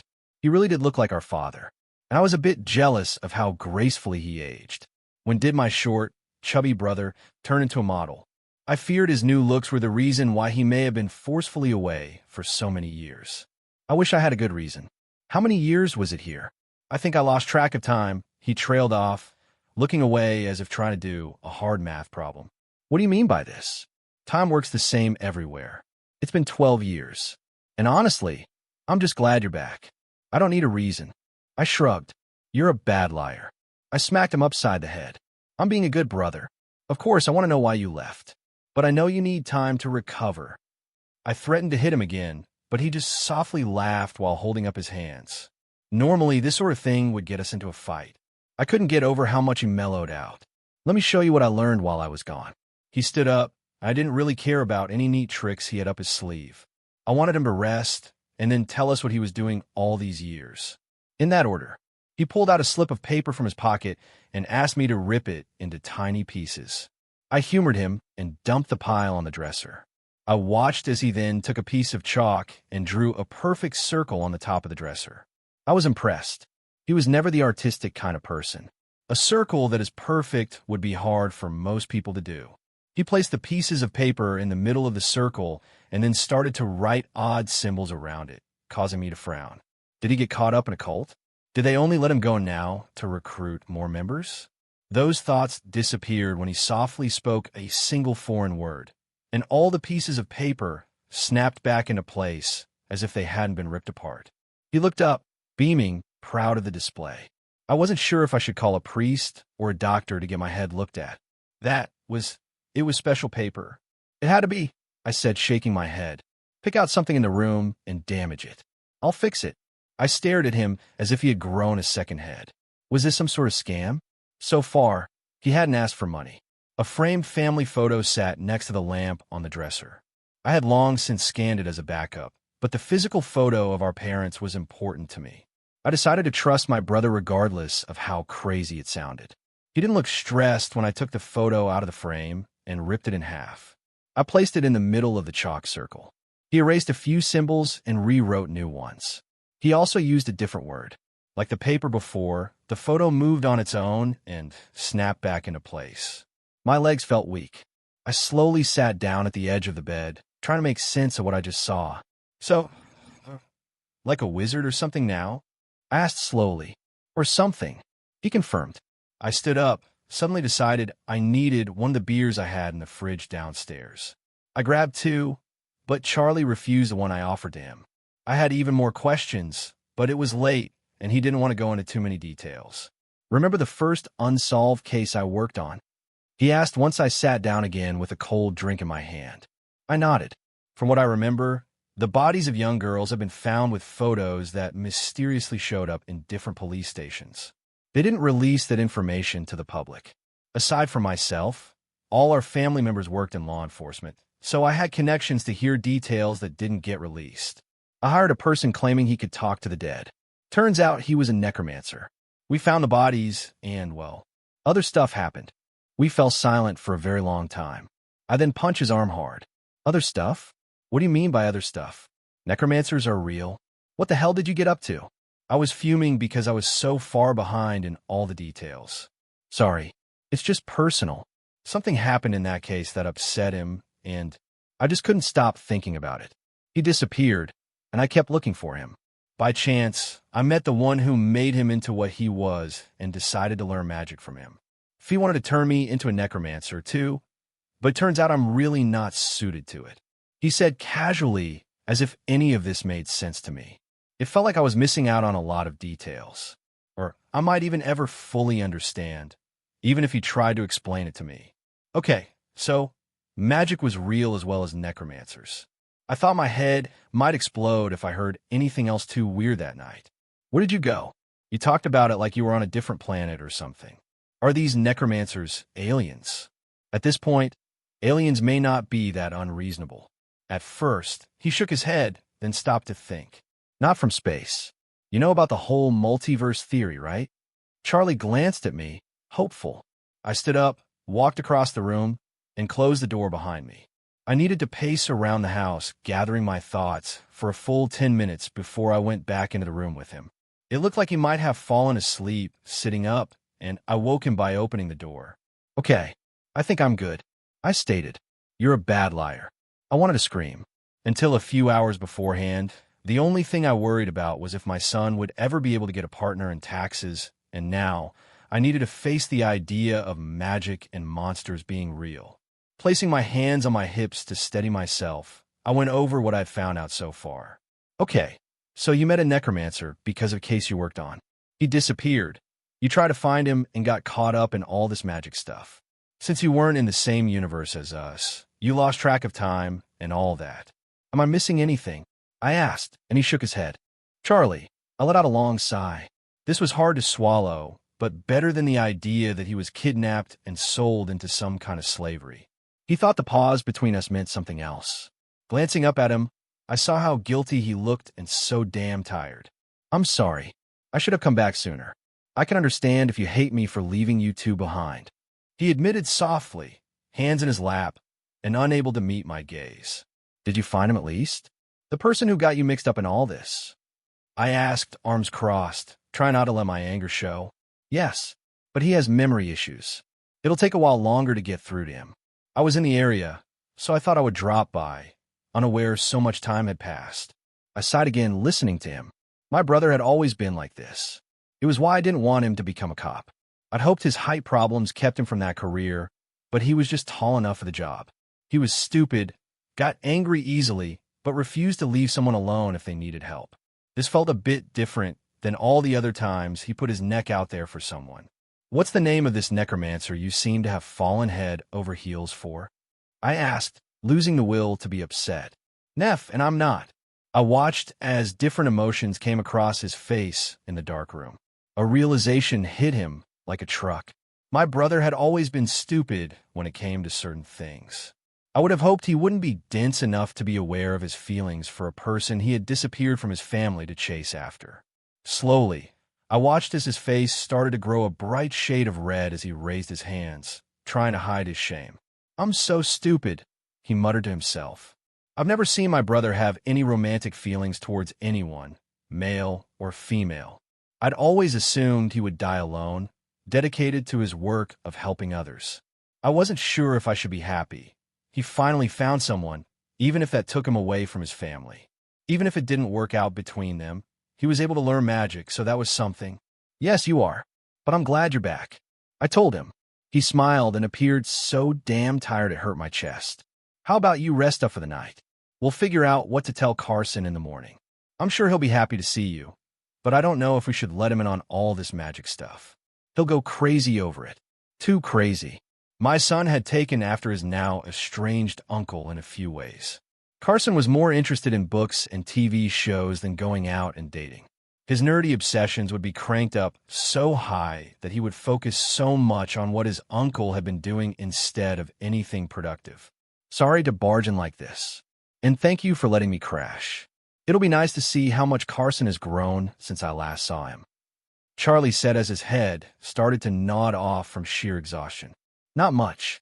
We're all doomed height-wise, it seems. That's a shame.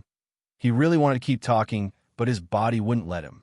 I helped him into the spare bed, seeing flashes of bruises on his exposed skin when his sleeve shifted. What on earth had my brother been through? We would talk about it in the morning. I waited this long. A few more hours won't kill me. He fell asleep right away. I left the room, uncertain of how I was feeling. It felt a bit odd that I accepted everything he told me so quickly. Logically, I should have doubted the crazy story a little more. If it came from anyone else, I would have. Noise came from down the hall. Carson had woken up and just finished using the washroom. He shuffled back to his room, eyes barely open. As I walked by his door, I heard his tired voice call out. "Why are you awake?" he asked. I had an early morning shift. I should have been in bed. I made a mental note to call in sick. I debated lying and letting him sleep.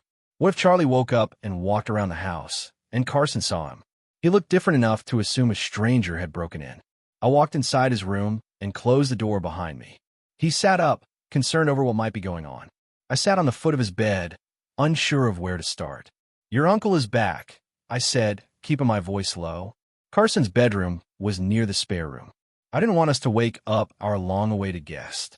Sensing the odd vibe in the room, Carson controlled his emotions. "Is he not good?" he asked slowly, clearly worried. Yes and no. Mentally, I think he's fine, but it looks like he's been a few things. He's sleeping right now, so we'll talk in the morning. I explained. "Are you okay?" Carson asked.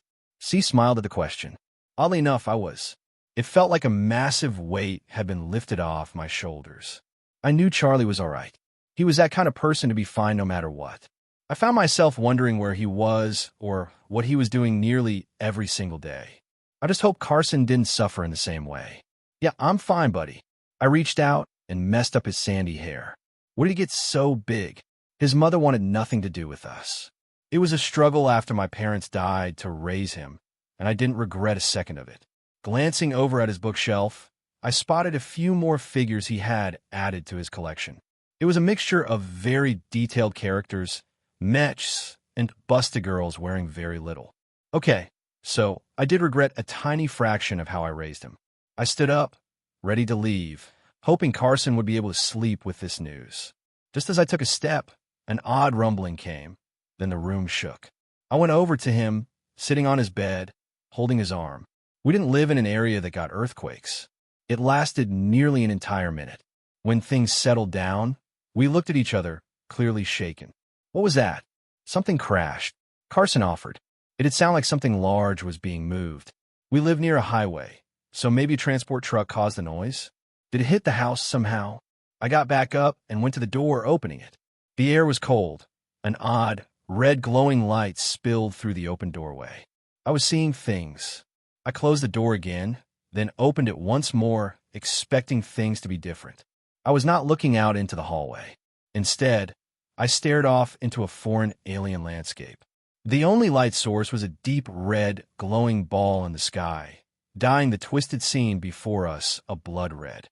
It looked like the entire place was covered in thorny trees, some so old they started to crack from age. There was enough space between the trees to walk through. What the fuck? Carson asked, getting out of his bed. Normally, I didn't like him swearing, but this situation called for it. My mind was racing. Did something follow Charlie here? Was he mixed up in something he forgot to mention? I decided I should just close the door and wait for him to wake up to deal with the problem. That was not in the cards. A vine crawled across the rough stone ground, taking hold of the wood, wrapping around it to keep it open. No matter how much I pulled, I couldn't break the door free from the tight grip. A flash was reflected from a smooth surface as a large blade came down on the vines. The sword buckled and chipped, not meant to actually be used.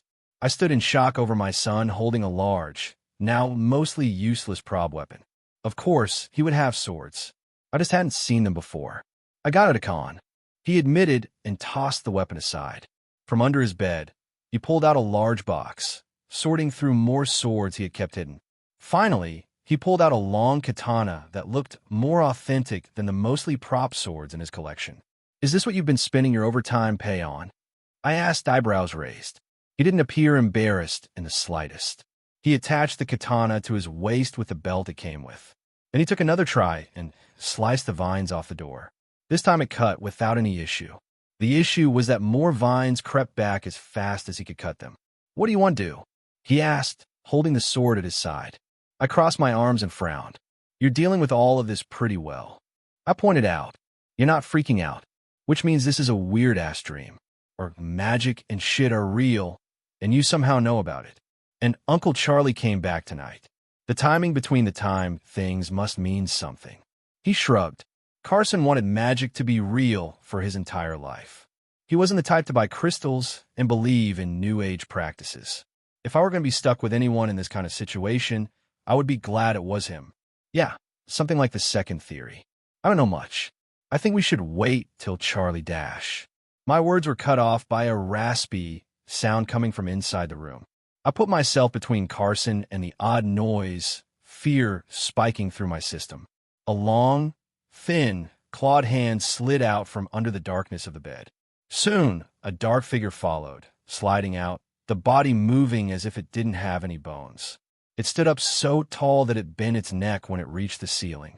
The entire shape was made up of tattered black thorns with a bright set of white teeth hidden behind them. Amuse me. It spoke in a way I thought spiders might sound if they could form words. Run. I didn't need to be told twice. Grabbing Carson's arm, I took off into the odd landscape, catching sharp branches against my skin as we bolted. He did try to slash out at the monster while on the move. His sword did nothing to the nightmare chasing so close behind. The ground under us dipped, and my foot slipped. It was a miracle Carson kept the sword up and away from either of us as we slid down a small slope. Countless bones of different animals littered the bottom of where we landed. At least we lost the monster for now. Glancing up to double-check we weren't followed, I forced my racing heart to slow down. Carson was fine. just shaking, hand over the sword. I said, trying to put on my best dad voice. He pulled it away from my outstretched hand, refusing. I have more experience with it. He pointed out. You can teach me. I countered. He shook his head, refusing. He was an adult now, taller than me and stronger. I knew he would be better at fighting monsters. I was still his father. Even thinking of him facing that creature was too much to bear. I can handle this. You need to trust me. We didn't have time to stand around and talk. The sleek bat creature appeared at the top of the hill, the shape slithering its way toward us. We wisely started to run again, sharp bones under our feet cutting into thin socks. I wished I were facing this creature with any kind of weapon and not in my PJs. Seeing a sturdy piece of bone on the ground, I picked it up just in time. The long-clawed hand came down on my shoulder, the nails ripping into my shirt. I brought the broken bone down into the cracks between the creature's thorns as it howled and backed away. Only for a moment. It darted around almost too fast to follow. A teeth-chattering cackling echoed through the air. I'll enjoy taking you apart piece by piece, it hissed as the claws came down again. I got in front of Carson to take the slash. Thankfully, the wounds were minor. This thing was going to take its time with us. What the hell are you? What do you want from us? Carson demanded. He pressed his back against mine, sword in front of him. He slashed at the creature when it got too close, making it keep its distance for now. I am something you humans can never understand. Your pesky little family member interfered with my ritual to take over your pitiful world. I was planning on killing our dear sweet monster hunter more. Then I saw he returned home. I would rather see his face of despair, knowing his actions caused your slow deaths before I slaughter him. My stomach sank. We were facing a monster of nightmares we couldn't handle. If what it said was true, I doubted a sword my son bought off eBay could protect us for long. This thing was just playing with us. Carson, however, was too wrapped up in the moment to be as scared as he should have been. I looked over my shoulder to see him holding back an excited expression, hearing that his uncle went off to become a badass monster hunter. I needed to think of a way out of this. Do anything you want of me. Leave Carson out of this. Charlie wasn't in his life. He barely knew the kid. I half lied. He had been gone for so long. When he was here, Charlie was the best uncle anyone could ask for. Carson started to protest when a batch of vines wrapped themselves around my legs. Soon my body was covered in them, lifting me off the ground, the thorns digging painfully into my flesh. I held back any expression of pain. Carson turned, hacking away at the vines in a weak effort to help. Was this what my brother faced alone for so many years? No matter how much I struggled, I was powerless against the vines slowly tightening around each limb. The creature rose up, a tangled mess that made up its face inches away from mine. It started to open, revealing what looked to be a bottomless pit of thorns and darkness. I was scared of death. Everyone is. But this fear was different. What I faced went beyond death. I don't think I would even die normally if this creature devoured me. Even face to face with such horrors, I was more afraid of my son going through the same fate. I mentally begged him to run, find his room, and be safe far away from here. I couldn't move. I could speak or even close my eyes. I could only make a feeble attempt to brace myself for what came next. The moment before those thorns enclosed themselves around my skull, a booming crackling came from the sky. The monster turned its head only to be met with a fist landing so hard into it that the creature broke apart. The thorns crumbled as I was dropped to the ground, sore, bleeding, but alive. The person who saved us stood above the creature, a look of pure, cold hatred directed downward. I didn't recognize him with that expression. He raised a fist again, his arms a deep black, so dark they may as well be a void. Heavy power crackled off the enclosed fist that came down, the ground breaking apart from the sheer force of the blow. The space around us shifted. Something in the air snapped as the image of the strange landscape literally broke into pieces, then disappeared. I found myself sitting in our backyard, Carson next to me, eyes bright from amazement. Somehow, the creature wasn't dead. It started to crawl away, shifting pieces of its body back together. Charlie, no more as this thing called him, walked over with a purpose. He placed a foot on the monster's back, pinning it to the spot. I found myself scared of him. I never thought my kind brother could look or sound like this. If you ever even think of my family again, I'll bring the full power of the first night onto your head." He said, his voice steady, hiding a held-back rage. "You can't. Fee would never." The monster spoke, sounding almost pathetic. Whenever Charlie threatened it with something, it was enough to make the creature let out a yelp. He lifted his foot to let it scramble away into the shadows of the night. When he turned, his face shifted back into the brother I knew. "I'm so sorry. I thought the barrier I set up was good enough. This is my fault." He started and hurried over to us, checking on how bad the wounds were. I started. This wasn't okay. I knew this wasn't his fault, and I shouldn't be angry at him. "Will this ever happen again?" I demanded. He paused, then shook his head. He would use every ounce of his new power to protect us. I knew that for certain. And from the sounds of things, he had a lot of it to throw around. "Val, can you help my brother? He's cut up," Charlie said, and I followed his eye line. I'm man enough to admit I screamed when I saw a massive wolf standing on two legs suddenly behind me. I went in front of Carson, protecting him. My stupid son peeked over my shoulder to get a better look. The beast had dark fur and what looked like a covering over its face with a single I painted on the white fabric. After I finished screaming, the wolf disappeared as if it had never been there. "He's shy," Charlie said. "Okay, sure, whatever. A shy werewolf. After what I'd seen tonight, I could handle that." After we all got settled down, Charlie reintroduced us to his wolf friend. As scary as Valak looked, he was kind and soft-spoken. His tribe focused on making medical spells and treatments. He offered me a lotion that mostly healed the cuts I'd gotten that night. After that was sorted, we let Carson mostly speak to the wolf with stars in his eyes. "Again, I'm sorry. I was tired and didn't protect the house properly," Charlie said as he leaned against the house. The sun was starting to rise. He looked better than when I saw him last. The short nap did him a world of good. "Why didn't you kill that thing?" "You could have." I pointed out, watching the sky change colors. "I made an example out of it. I don't think a lot of monsters will mess with you after it sees how badly I took that thing apart." He answered back almost coldly. He had changed since he was gone. It was hard to accept. My little short-tempered, stupid brother turned into a person I no longer knew. I took a deep breath, collecting my thoughts. I still loved him. I always would.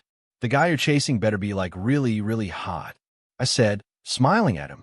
He raised a hand, shaking it with a very non-committal answer. Well, at least he would be within Charlie's league. "Hey, kiddo, I need to go. Wrap up with Val in a few minutes." I got a whine from Carson. He had so much more he wanted to talk about. Even with his face mostly covered, I could tell the wolf was exhausted from the conversation. His large body shifted into one that was more wolf-like instead of a wolf standing on two legs. Charlie easily climbed onto his back as if it were natural. "I promise I'll stay in touch," he said, petting the dark fur of his ride. "You gotta. I have so many questions. Come by more often, too. I'll help fight off any monsters that mess with us. Oh, and bring a Mothman next time." Carson chatted on. Charlie raised an eyebrow, but nodded, agreeing to those conditions. I hated seeing him go again. This time, I had some answers. I didn't fully understand what kind of world he found himself in. All I knew was that he could handle himself. He was my dear little brother after all. Story 8. My nightmare as a kid finally came back. I like to start this off by saying I'm not sure if this will be acknowledged, but this is all true. I recently moved into my first apartment, a shithole if I'm being honest, but cheap for a 23-year-old. Weird shit happens here. My grandmother lived here a while back, 14 years ago, my best guess. Back then I had some, well, I suppose you could call them supernatural experiences that happened to me as a kid. One of them being an unexplainable tear in reality where my friend and I couldn't find my grandmother, even though she had been there for 10 minutes standing right in front of us.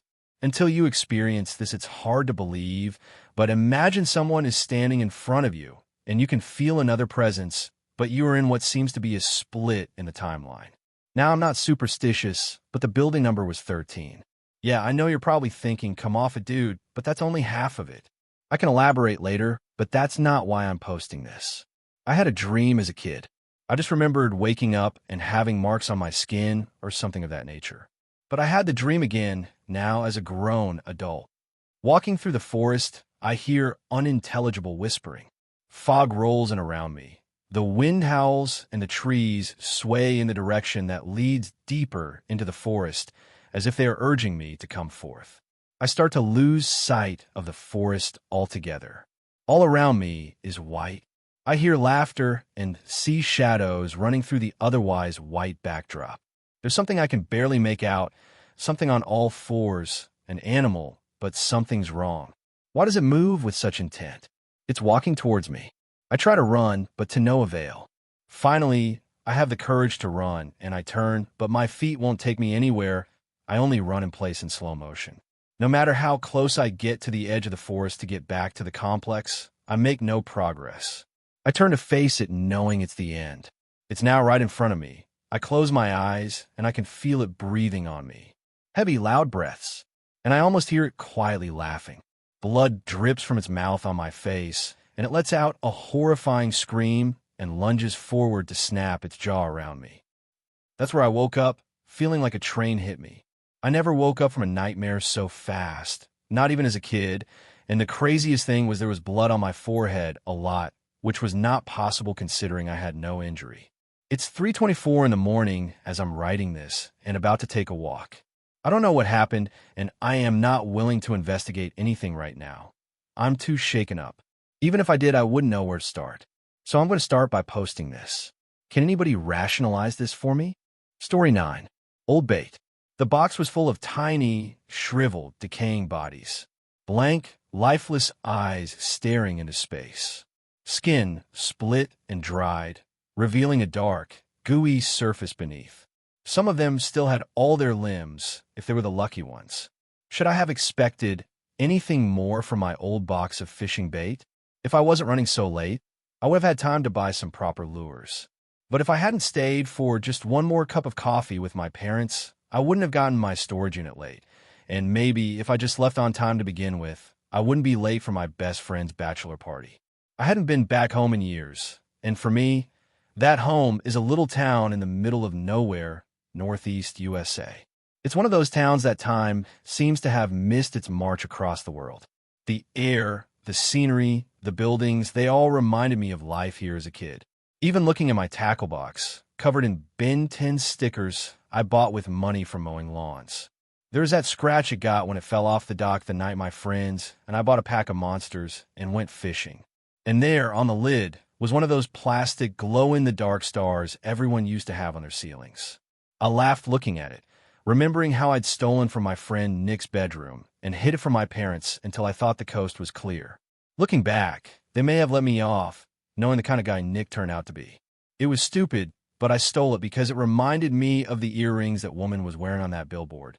That billboard. The memory crept into my mind, or better yet, heaved itself up from the depths of the past. It sat on Route 161 on the way into town. "Who Killed Me" was written across it in bold yellow letters, followed by a name and a number still lost in the deep. But what I did remember was her face. Her photo must have been from the late 80s, if I were to guess.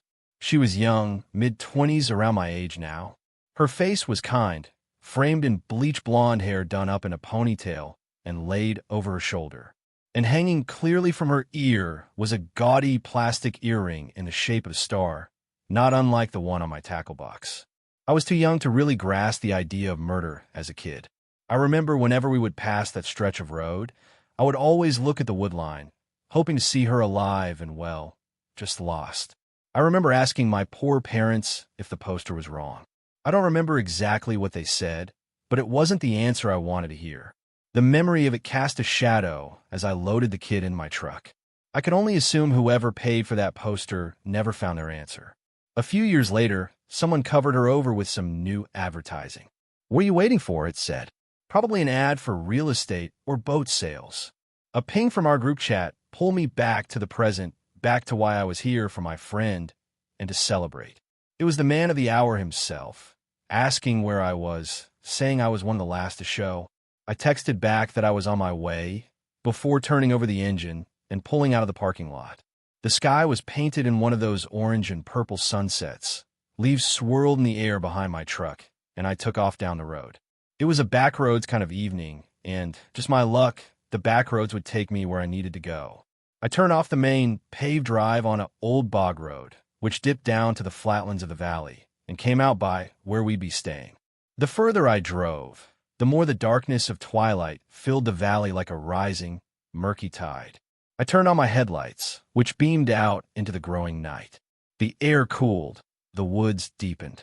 It was an offness, like waking up as a kid and finding your nightlight off, or, as an adult, falling asleep by a wood fire and waking up in the dark. I rolled up my windows. As the sun gave way to moonlight, an unease I had of night driving set in. I began looking out for deer or anything else that might step out from the woodline. When I rounded a turn, the bright red flash of a silver BMW's reflectors grabbed my focus. It was pulled over to the side of the road, lights still on, driver's side door open. For the moment, I assumed someone stopped to take a leak, though he'd have to be desperate to do that here. Murky wetlands bordered both sides of the road, and the forest opened into a great bog, dotted with clusters of trees and debris, muddy, brown, and ripe in the decay of autumn. The water was flat as glass, reflecting the moon in near perfection, barely disturbed by some movement. I tried to make out what it was. It didn't dash like a fish, but it was too glossy to be any sort of log. I took my eyes from the road, just for a second. A flash of color emerged into my headlights. I swerved, slamming my brakes and skidding down the road. I didn't think I hit something, but I gripped the steering wheel white-knuckled and turned on my hazards. Behind me, about 20 feet back, was a person. I could just make her out as the lights flashed. I got out, stumbling over my words and apologies. But she just waved her arms dismissively, staggering in place. Drunk, clearly. The BMW suddenly made sense. Rich tourists loved getting on benders at the lake houses down here, them and druggies alike. I was equal parts pissed and sympathetic. "Hey," I shouted. "Look, just stay where you are. I don't want you falling in. Is there someone I can call to pick you up?" She began to stumble her way towards me, getting closer with each hazard blink. "I can give you a lift. You're in no state to drive." She said nothing, but came closer. At this point, I leaned back into my car. Whoever this was, she was drunk at best, and at worst, had someone waiting in the woodline to jump me. I'd have to be late, the cops could deal with this, but I'd wait to make sure she didn't fall in. Looking back to her, she'd stopped. Stooped down where the water ran beneath the road in a culvert, fiddling with some rope that went off into the bog, tugging on it and wrapping it around her wrist, when in between blinks, she was gone. Right after, I heard a splash and the sound of limbs smacking against water. "Shit!" I shouted, running down to where she fell in. I could make her out in the moonlight as my eyes adjusted. The ripples and waves in the water rising like silver threads. One foot sinking into the muck, I reached down, ready to grab her when I stopped. Something turned in my gut. Above the splashing, the forest, the bog, everything was silent. The hairs on the back of my neck stood like pins, and I froze. When I stopped, she stopped.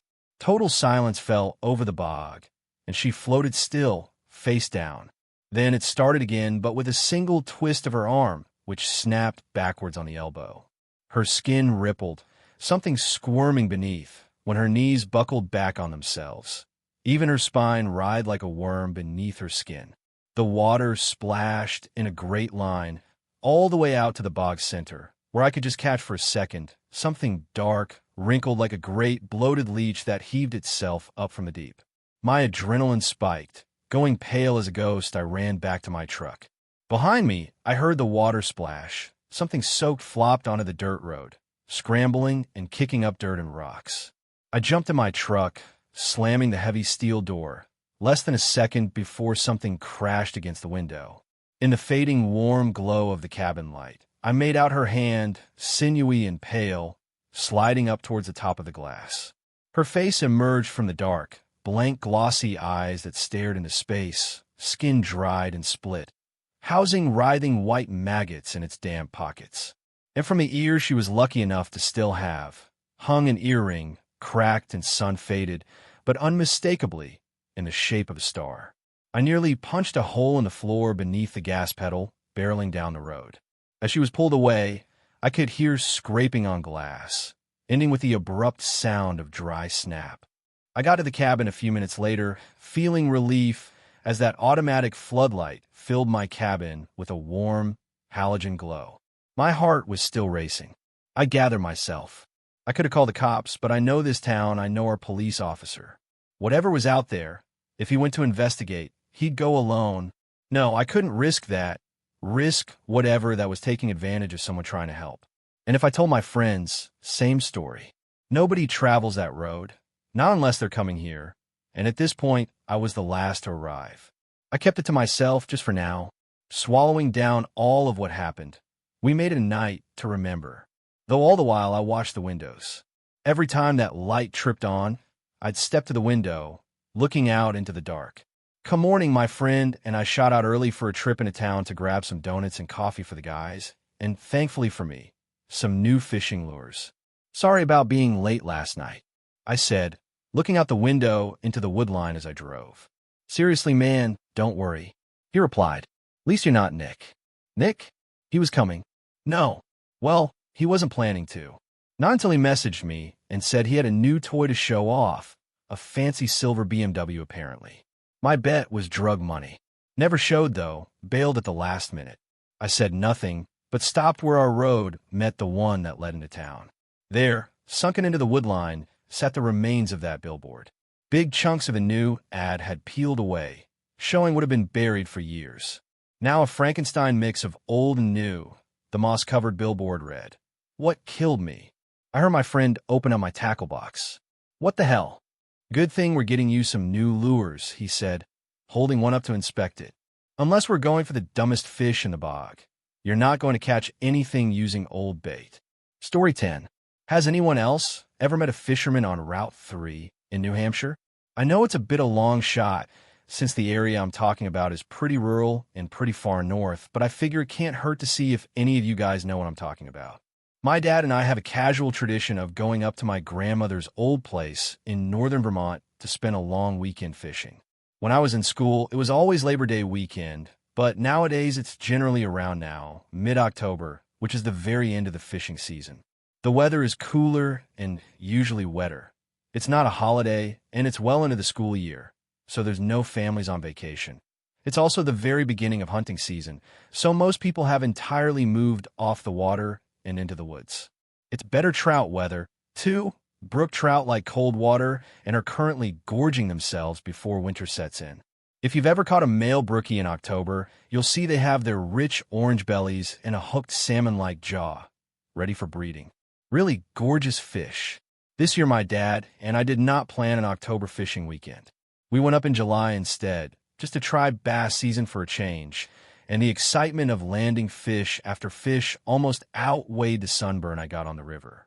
But I figure while I have some time off work, my husband is distracted with a new Battlefield game, I like my alone time.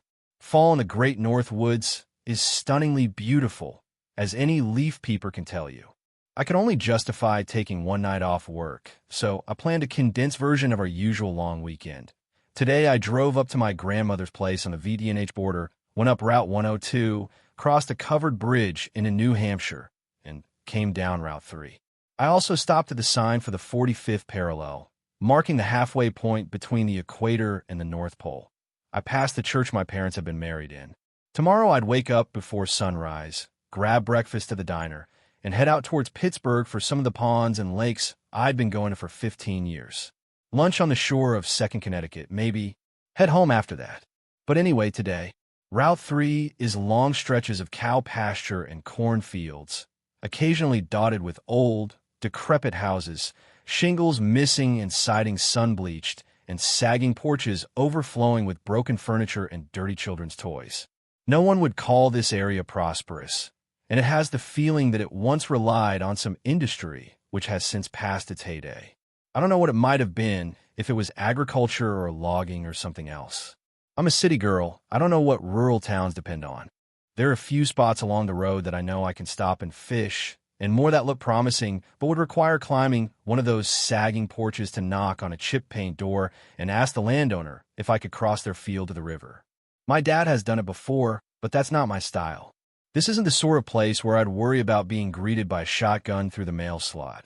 I'm just not the most social. I'd rather pull over somewhere I've been before. There's one spot where the river curves close to the road, where you can pull over and clamber down a moderately steep 10 feet to the bank. I remember my dad showing me the spot in July, saying he used to have to drag a pontoon boat out here and up to the road when he did float trips 30 years ago. I don't have a boat, thank God, just waders, a vest, and my rod. My little Camry looked diminutive parked in the dirt beside the road, out of place in a spot that usually would hold a mud-splattered pickup. It was good fishing weather, the sky gray, and the cold wind, making me shiver a little even in my flannel shirt and windbreaker. A bird of prey circled overhead, and I fumbled for my phone to get a picture. Like I said, I grew up in the city, so I still get a thrill out of seeing a bald eagle or a red-tailed hawk. When I pulled up at my grandmother's house earlier, there was a deer in the field that passed for a front lawn, and I stood outside for 5 straight minutes just to watch her. I shoved my car keys and phone in the zippered chest pouch of my waders and shuffled down the incline with my rod. Recently, my dad and I got into this type of fly fishing called tenkara, and the rod has a bunch of short sections that telescope out to a full 11 feet and can collapse down to 1 foot. So much easier to wander around with than my old 9-foot 5-weight. You don't even need a reel, so you don't have to cast traditionally. Just flick the line upstream like you're Euro nymphing. I'm sure that reads like incomprehensible garbage to most people. I don't get a chance to talk much about this hobby, and I figure if any of you have been along Route 3, you might have fished there too, and might be interested in trying something new. The water level of the river is lower than it usually would be, since apparently it's been a dry year, which also explains how the trees are already bare of brown leaves. Not a good foliage year, sadly. That said, the wind left the surface choppy, which was good for me, and I leaned against a tree to slowly, with an embarrassing degree of difficulty, tie a fly onto my line. For the fisherman, I went with a size 12 leech pattern, soft olive marabou with a thick bead head. When I finally looked up, I almost jumped to see an older man stepping out of the river. He was dressed similarly to me, waders belted at the waist, a hat with the brim pulled low over his brow, sunglasses with polarized lenses that hid his eyes. His cheeks were red. There was something off about his appearance, but I couldn't place it immediately. "Any luck out there?" I said. Now, I know I said earlier that I'm not social, and I'm not. But asking another fisherman if they've had any luck is sort of equivalent to asking the grocery store cashier how their day has been. It's casual, common, and not expected to lead to anything long or deep. It's just polite. The man nodded and patted a small wicker basket hooked to his belt, a surprisingly old-fashioned piece of gear, a look I sort of associated with the same turn-of-the-century aesthetic as a doctor's bag with vials from an apothecary. River water dripped from the bottom, and so did blood.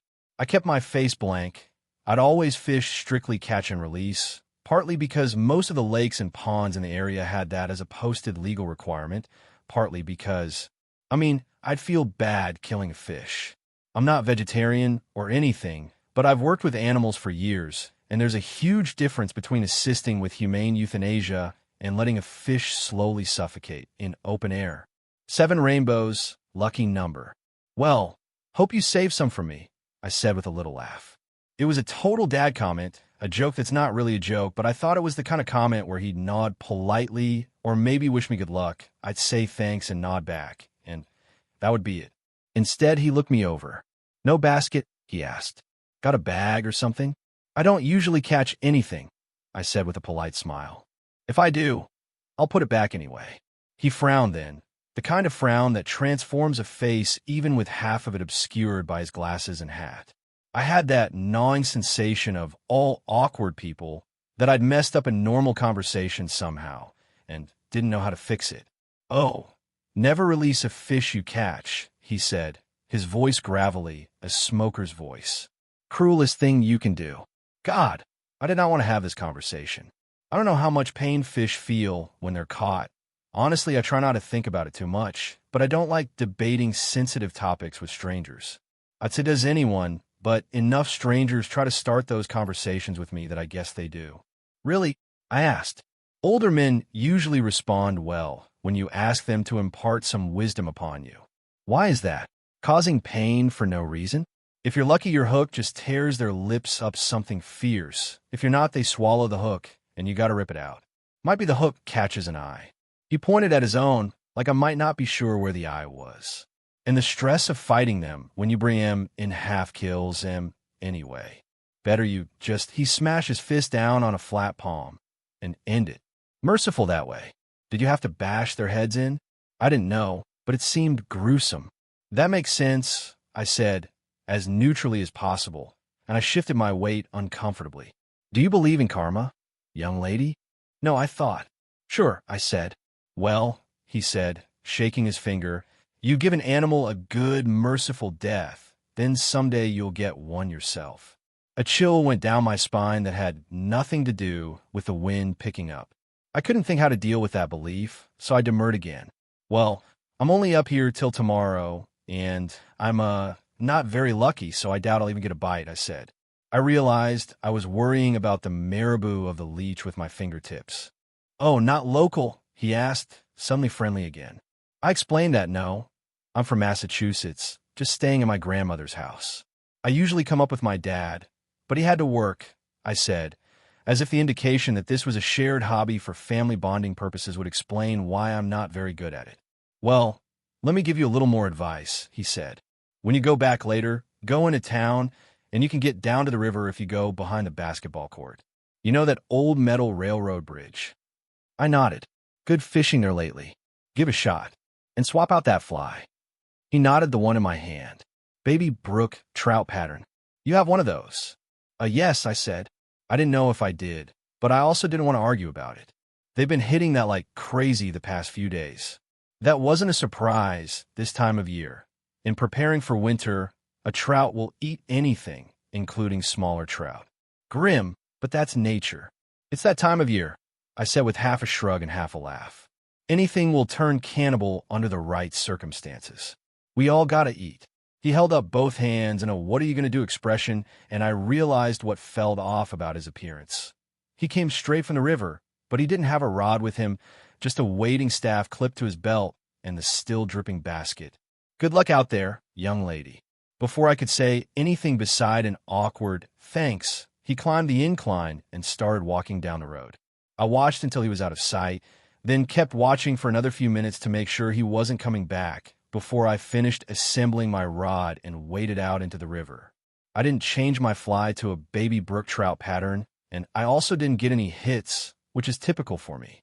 I struggled to keep my balance when the water went any higher than my ankles. My fly kept catching on rocks and debris, and I glanced back every few minutes to see if the fisherman was watching me. I didn't see him again, but the hairs on the back of my neck stayed raised for 20 minutes after I gave up on this spot and drove away. I got dinner at a Chinese place and let myself enjoy the nostalgia of being back in this town I'd been so often with my dad. There was the ice cream store that used to have a movie rental in the back, across the street from the vacant storefront that used to be a French bakery. Around the corner was where our car had broken down years and years ago. I like well-worn memories of familiar places, like perfectly broken-in blue jeans. I admit that after dinner, I did take the old fisherman's advice about the railroad bridge behind the basketball court. Fishermen are notoriously protective of their successful fishing spots, so I wasn't going to turn down a potentially hot tip. I even caught a rainbow trout, a slim little 6-incher that photographed embarrassingly small on my hand. I let it go, though. I hate the idea of killing a fish and not even knowing what to do with it afterwards. Anyway, I'm in bed now, under a pile of scratchy polyester blankets. The internet is kind of patchy upstairs, but I think writing this out has made me feel better about that interaction. I mean, it's a little funny to hope for some river runs through it wisdom and get a weird lecture about merciful death and cannibalism, right? Funny in a bleak kind of way. I will say, thinking back, I don't remember telling him where my grandmother's house is, so I don't know how he knew to tell me about the spot behind the basketball court. I get anxious talking to strangers, though, and I don't always have the best memory when I get anxious. And it's a rural area, but not only one town and 50 miles kind of rural, so I must have mentioned something. So have any of you guys ever met a fisherman on Route 3? Did he tell you anything weird like he told me? And while I'm asking, like I said, I'm a city girl. I don't really know what wildlife habits are normal. The deer I saw this morning is still in the same spot in the front field. Is it normal for deer to just stay there like that? And is it normal that every time I glance out the window, she's staring right at me? Story 11. 10-foot grin. I'm losing my mind. I know it. I've been reading posts here for the last few hours hoping someone has an answer. But I can't tell if I'm still hallucinating or if I am in real danger. My name is Simon, and 6 days ago, I quit taking Adderall cold turkey. I knew the risks.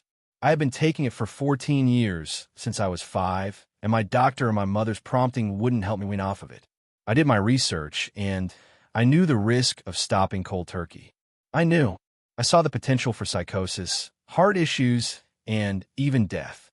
I just figured they were unlikely outcomes and side effects, like with taking any kind of medication. I was wrong. The first couple of days were fairly normal to any time I had ever forgotten my pills or just ran out and couldn't get them filled.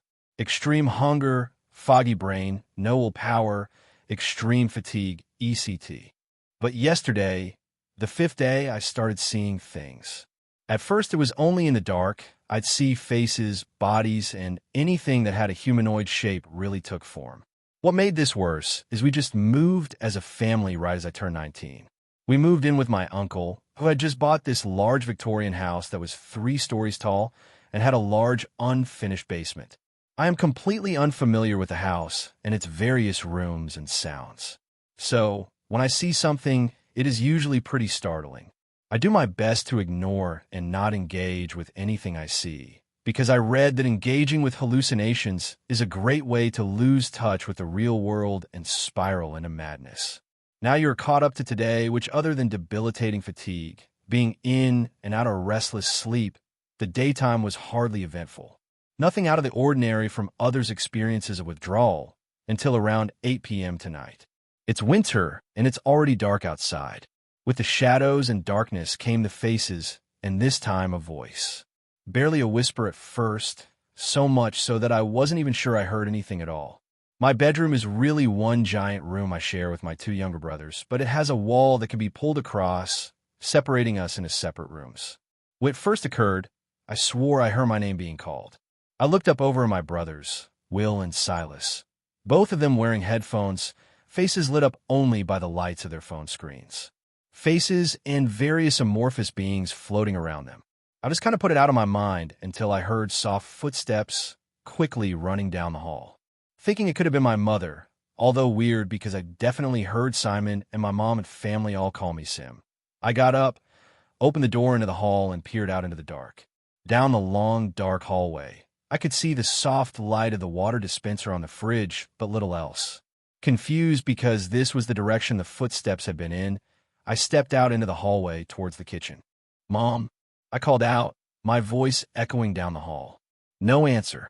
I shuffle my way through the hallway, hands sliding along the walls, feeling for a light switch. I really ought to do a better job of committing their placements to memory. I got maybe 10 feet down the hallway, about halfway to the kitchen when I saw it. A figure a little different than the rest.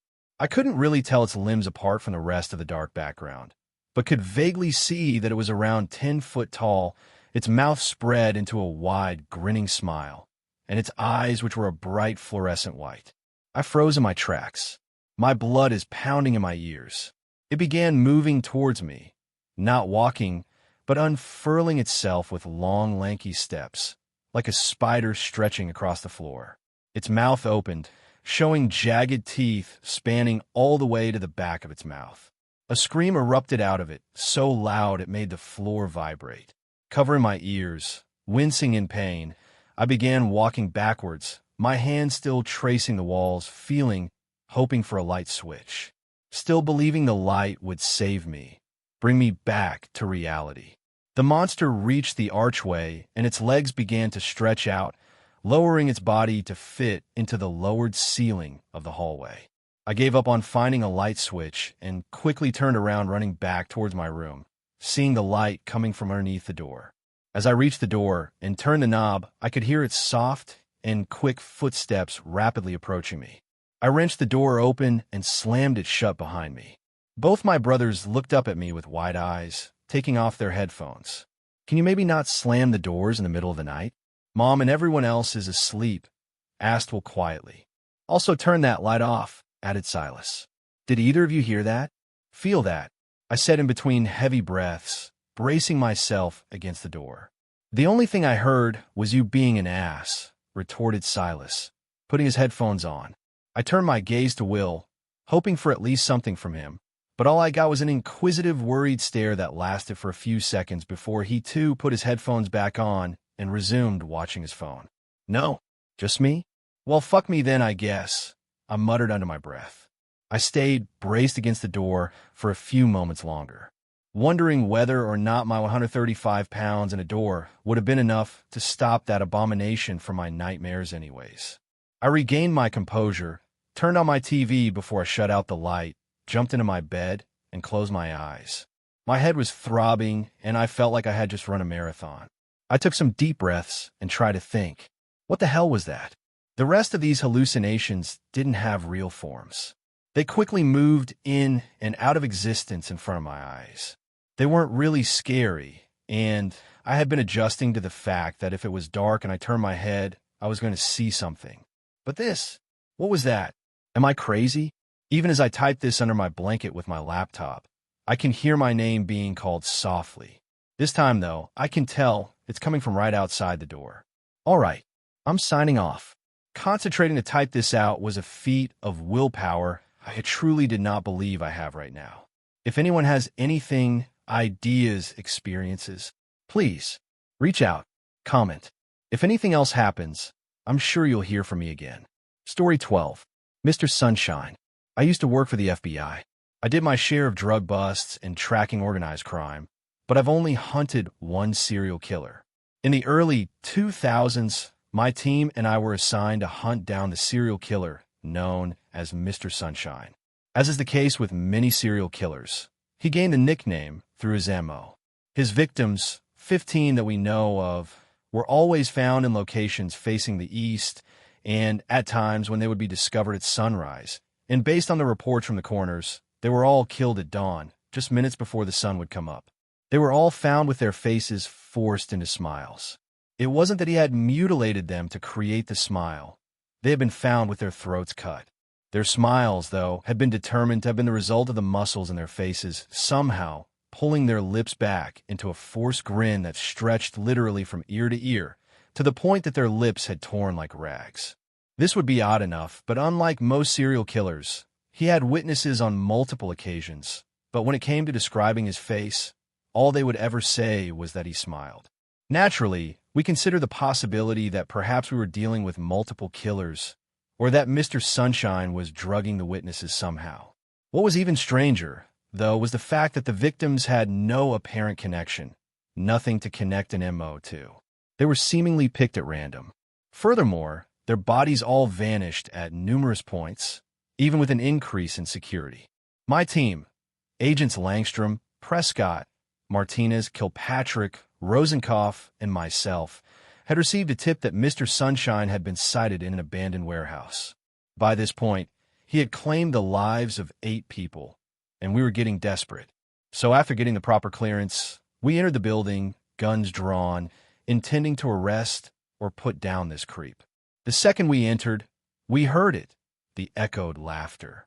We didn't turn on our flashlights, as the lights inside were on despite the electricity being cut off 2 years prior, something Kilpatrick confirmed. He took Langstrom first. We had only traveled a few paces in, and were getting used to the light when it suddenly flashed off like someone had flicked a light switch, then immediately turned it back on. It disoriented us at first, and even before I looked around, I sensed something in our footsteps, or more accurately, the absence of one pair. We turned, and there was no sign of Langstrom anywhere. No blood, no noise, he was just gone. We began getting worried, reporting back to HQ of our situation. We were told to proceed with caution. HQ then told us to begin investigating separate parts of the warehouse, 2 agents to search for our missing comrade, as well as potential victims/survivors, and the remaining 3 to continue our sweep for Mr. Sunshine. As Kilpatrick and Rosenkoff broke off from the main group, we continued traversing the warehouse. Martinez noticed it after we'd traversed a quarter of the warehouse. She looked from the back to the front, then pointed it out to us pale-faced. We hadn't moved further than 12 feet from the warehouse's entrance, where Langstrom had been taken. As we noticed it too, we heard Rosenkoff begin to give his report before stopping. Wah! His radio cut out, and the light flashed again. We kept trying to call him, and at one point, Prescott, a close friend of Rosenkopf, yelled out for him. Our radios broadcast the same deranged laughter we had heard before. Then the light flashed again, and we quickly did a head count.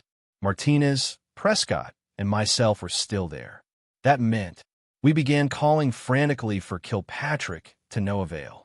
We radioed to HQ for orders. We received nothing but dead air.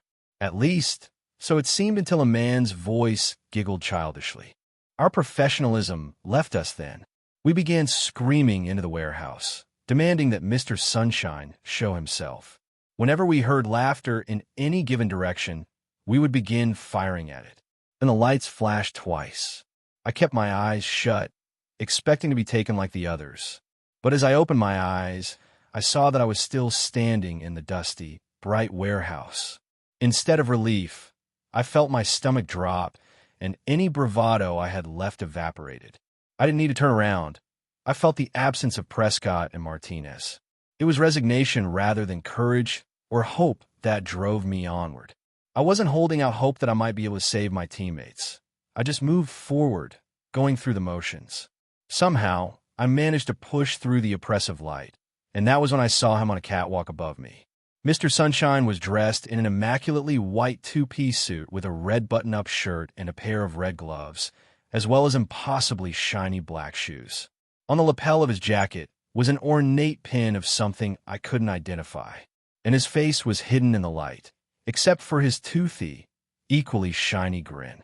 I made my way up the metal stairs, aiming my gun at him and telling him to get on the ground. Then he raised his hand, and the light dimmed just a little. But it was just enough. Enough for me to take in the horror of what he had done.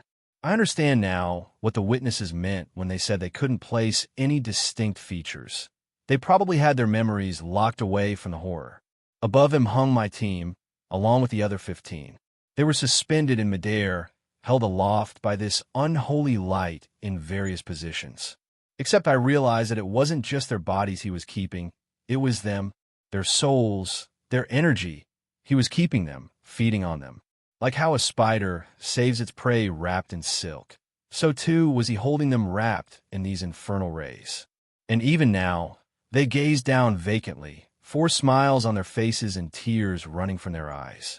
Not knowing what else to do, I aimed my handgun at Mr. Sunshine and unloaded each round into him, tears of grief, rage, and terror running down my own face.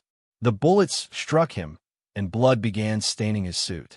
He staggered back, his smile turning into a pained grimace, and in an instant he was inches in front of me, his gloved hand around my throat, lifting me up. I heard vicious words in my head, saying that I didn't belong up there yet. He told me that if I knew the truth about my team, I would understand why they were up there and why the other victims were as well. He threw me off the catwalk, resulting in a broken leg.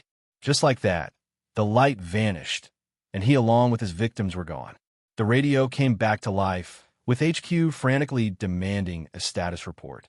I was unable to provide a plausible explanation as to how my team had vanished without a trace, or why our radios had suddenly stopped working properly. It wasn't as if they had been turned off. They were receiving signals. But all HQ heard from my team was laughter. Their laughter.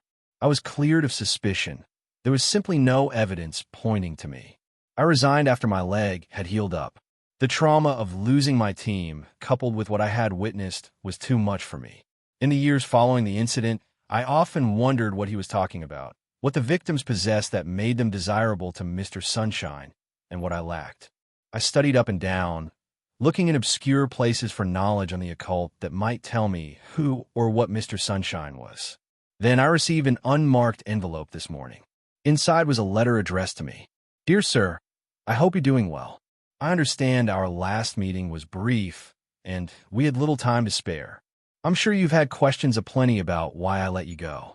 The simplest answer was that you were to me what a minnow is to a fisherman or a fawn to a big game hunter. Your team and my previous milers all had something I wanted: pain.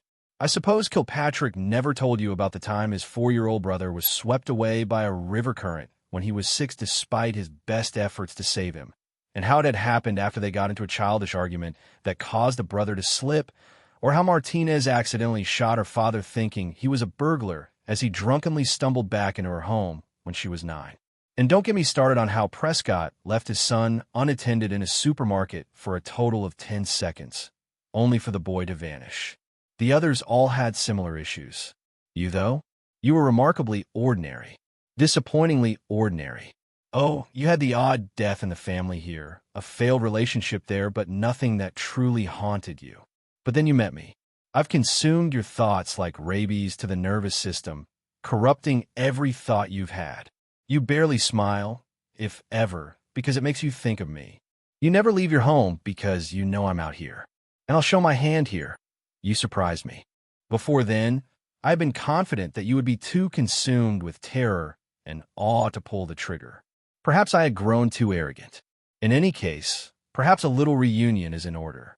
The anniversary is coming up, after all. Why not meet us at the same place? You can decline if you wish, but it would be wonderful to see you again. And who knows? Maybe you can do what you tried to do the first time. Or maybe not. You never know until you try. Regards, Mr. Sunshine. The handgun I've kept in my home has been sitting on the coffee table in front of me for hours, along with several mags, the letter, files on Mr. Sunshine, and a picture of my team and I. I don't know what to do. I want to move on with my life, leave Mr. Sunshine in the dust, but at the same time, I want to finally close the book on this. If I can make him bleed once, I can do it again. I just don't know. Something happened a few minutes ago that may be tipping my indecision. However, the broken radio I kept unbeknownst to the bureau crackled to life, and I heard laughter on the other end. Laughter from Martinez, Kilpatrick, Rosenkopf, Prescott, Langstrom, and Mr. Sunshine. Story 13. I found my roommate under my bed, then he vanished. I used to think I was a good judge of people. I could tell when something was off. Now I'm not so sure. When Tom moved in, I didn't think twice. A friend had mentioned he needed a room, and my old roommate had just moved out. Rent's expensive, and Tom seemed normal enough when he came by to look at the place. Quiet, polite, even a little shy. We split rent, set up the Wi-Fi, and went grocery shopping once together. He liked instant noodles and those cheap iced coffees. Simple guy. At first, living with him was easy. We'd say hi in the hallway, sometimes eat at the same time, but mostly stayed out of each other's way. I like that. I work late shifts, so I often got home around midnight. The apartment was dark, calm, and predictable, until it wasn't. The first thing I noticed was how often Tom was awake when I got home. I'd unlock the door, and he'd already be standing in the living room. No TV, no lights on, just standing there. The first few times I thought I'd startled him, but he never jumped, never moved. He'd just look at me and smile faintly. Couldn't sleep? I asked once. Yeah, he said. Something like that. After that, I started hearing him walk around at night. Slow, steady steps up and down the hall. Sometimes he'd stop right outside my door. Just stand there. I knew because the old wood floors creaked whenever someone moved. I'd stare at the ceiling, frozen, waiting for the sound to stop. He never knocked. By morning, everything was normal again. He'd be sitting at the kitchen table, eating cereal like nothing happened. When I tried to bring it up, he'd tilt his head slightly, confused. I was asleep, he said. You sure you didn't dream that? I started double-checking the locks at night, making sure my door was closed tight. But sometimes I'd wake up and it would be open, just a crack. Then came the smell. A faint metallic scent, like old blood or rust, drifting from his room late at night. I told myself it was pipes or food gone bad. I even tried to peek in once when he wasn't home, but his door was locked. After that, I started keeping my phone next to my bed, recording audio through the night. The first night, nothing. The second, soft noises. Breathing. Too close. Too human. The third, I heard my door open. When I listened back, my stomach dropped. The hinge squeaked, then a pause. And then a quiet voice, almost a whisper. You sleep so still. I confronted him the next morning, shaking, voice barely steady. Tom, were you in my room last night? He smiled. Calm. Too calm. Why would I do that? His tone was light, almost playful. You should get more sleep, man. You're starting to sound paranoid. That night, I didn't sleep at all. At 2:47 a.m., I heard a faint sound again, a soft scrape beneath me. At first, I thought it was in my head. Then I heard breathing. Slow, deliberate. Under my bed. I leaned over the edge, heart pounding, and saw two eyes staring back at me. I froze. Couldn't move. Couldn't scream. The eyes didn't blink. Then his voice, calm, quiet, way too close. I didn't mean to scare you. I jumped out of bed so fast I nearly fell. Tom crawled out from underneath, brushing dust off his clothes, as if this was normal. "What the hell are you doing?" I shouted. He blinked slowly. "I just wanted to be close." "What?" He tilted his head. "You always sleep with your back to the door. You're so quiet. I wanted to know what it's like to be that close to someone without them knowing." He said it so softly, like it was something tender, something intimate. I couldn't even breathe. He stood up, looked around my room like he was admiring it, and smiled faintly. "I didn't hurt you," he said. Then he walked out, closing the door gently behind him. I sat there until sunrise, knife in hand, every sound amplified. When I finally opened my door, his room was empty. No clothes, no toothbrush, no trace he'd ever lived there. I called the landlord that morning. He sounded confused. "There's only one tenant on the lease," he said. "You. No one else was supposed to live there." I swear Tom was real. I met him. I spoke to him. There were dishes he used, receipts in his name. But now, it's like he never existed. I moved out a week later. I don't tell people why. I just say it was too quiet there. Sometimes, though, when I'm lying in bed in my new place, I swear I hear it again. A faint scrape, a slow breath, just beneath me. And I can't help thinking about what he said that night. I just wanted to be close. Story 14. There's something in the corn. That's the cliché, isn't it? The classic Midwest horror trope of murderers, monsters, and any other sort of unspeakable evil lurking in the swaying stalks of corn. Unfortunately, when you've lived there your entire life, the allure of that kind of horror is much less effective. The only things rustling around in the corn are hungry raccoons, and that's what I always believed anyway. I was always the practical one in the family, a good head on my shoulders, as my grandpa would say, and I prided myself in not being easily swept up in fantasies and conspiracy theories like my mom was, and my grandma, and my Aunt Carol, and every other female member of our family. Madness always comes for the women, according to Grandpa, and I was determined not to end up that way. There's always a logical explanation. That's what I believed. Honestly, I debated for a long time whether or not I would revisit these memories at all, let alone write them down and post them somewhere for thousands, maybe millions of strangers to see. Just another tinfoil hat, loony jumping at shadows and reading between lines that haven't even been written. But I've been looking at the different posts on this site for a couple days now. This is where people go when they've seen things that can't be explained, or the explanation goes against what we as a society have deemed acceptable. I've seen things, and I'm ready to talk about them. It started when my husband, Elliot, and I found ourselves moving back to my family's farm to take care of my dad after he had a stroke that left him unable to take care of himself for a few months. Mom had been shipped away to a mental hospital 2 years ago. The alien conspiracy theories finally cracked her, so Dad was all by himself on 50 acres of land out in the middle of good, old-fashioned Midwest nowhere. Now, I call this a farm, but if you're picturing giant, industrial-sized barns full of cows and massive, shiny equipment caring for endless fields of crops and hayfields, stop it. 90% of the land was woods with just enough land carved out for a 2-story farmhouse, a tiny barn for a handful of chickens, a couple goats, and an ancient sway-backed horse, and a cornfield that took up more land than the house and barn put together. Corn was the only thing he sold from that farm, deer bait for hunters, and when Mom was still around, they would turn the field into a maze for the neighborhood kids. At first, everything went pretty smoothly. I had a job that let me work remotely, and Elliot found part-time work at the local bookstore. Dad was recovering nicely, and I had just gotten 2 pink lines on my pregnancy test after a year trying. I was sitting on the front porch, feeling a little sick and a little giddy, trying to think of the best way to tell Elliot I didn't notice how late it had gotten. Night falls fast and hard in the country. A short twilight is the only warning you get before you're plunged into a darkness you can't imagine if you haven't experienced it. Nothing dramatic happened beforehand.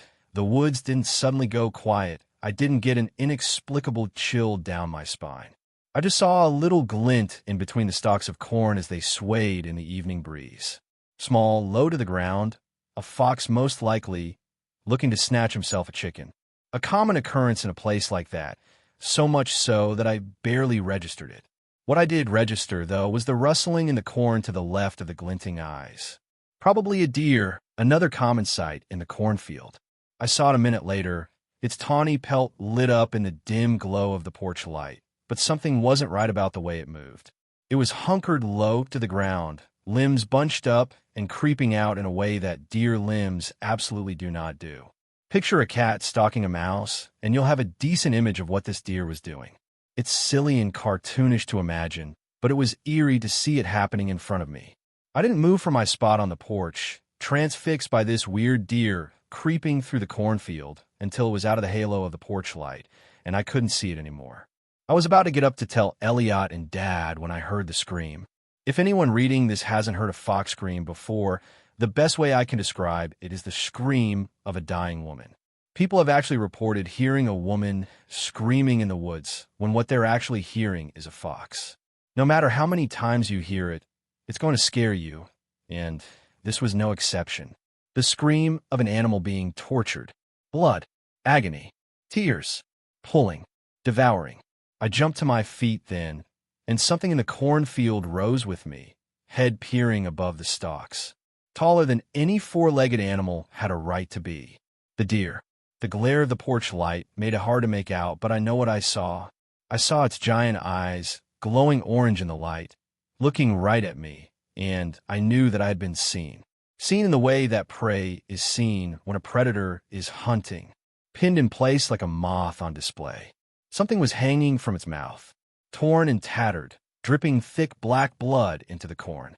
I don't remember screaming, but when Elliot burst out onto the porch asking what was wrong, my throat was raw.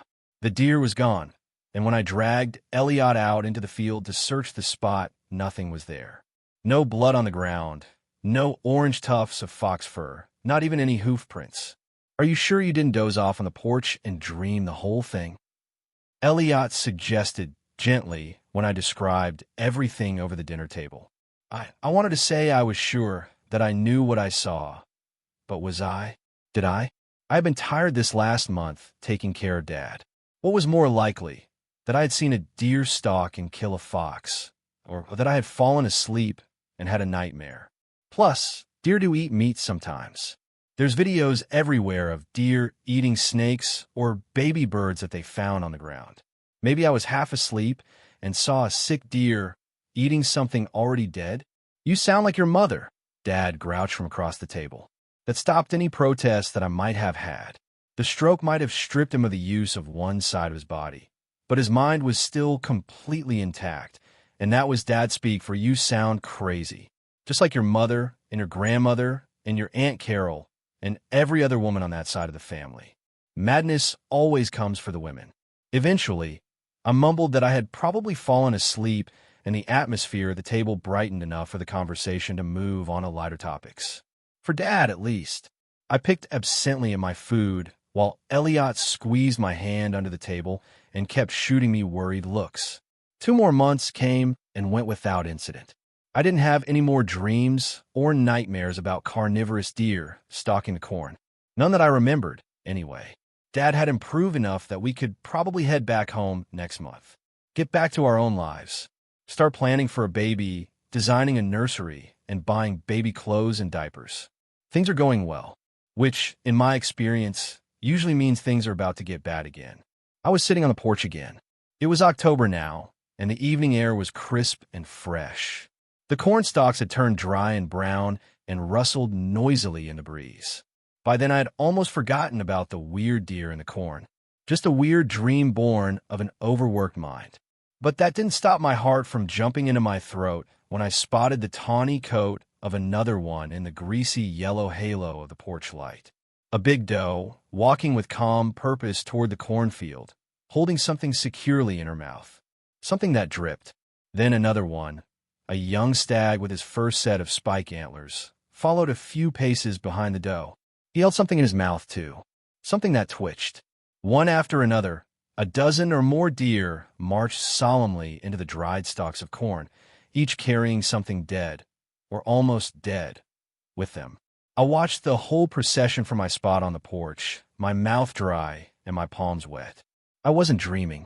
I know, with everything sound and sane in me, that I was wide awake and stone-cold sober. One last deer, a straggler, barely out of its fawn spots, hurried to catch up with the rest, struggling to hold up what it carried in its mouth. Something squirming and writhing.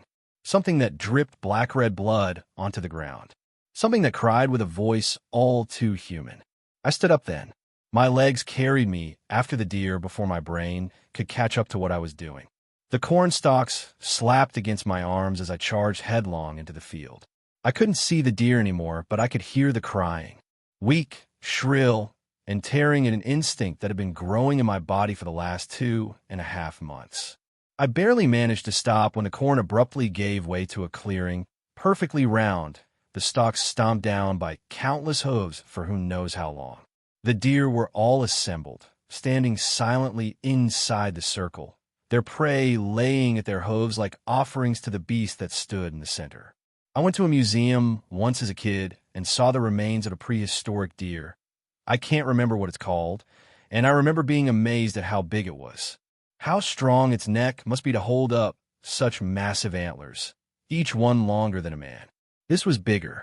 It was white, taller than any moose or elk, neck as thick as a tree trunk. Golden antlers so tall and so wide, they surrounded the moon that rose above its head, creating the illusion, I think, that it was wearing it. The only jewel worthy of such a mighty crown, of such a mighty creature.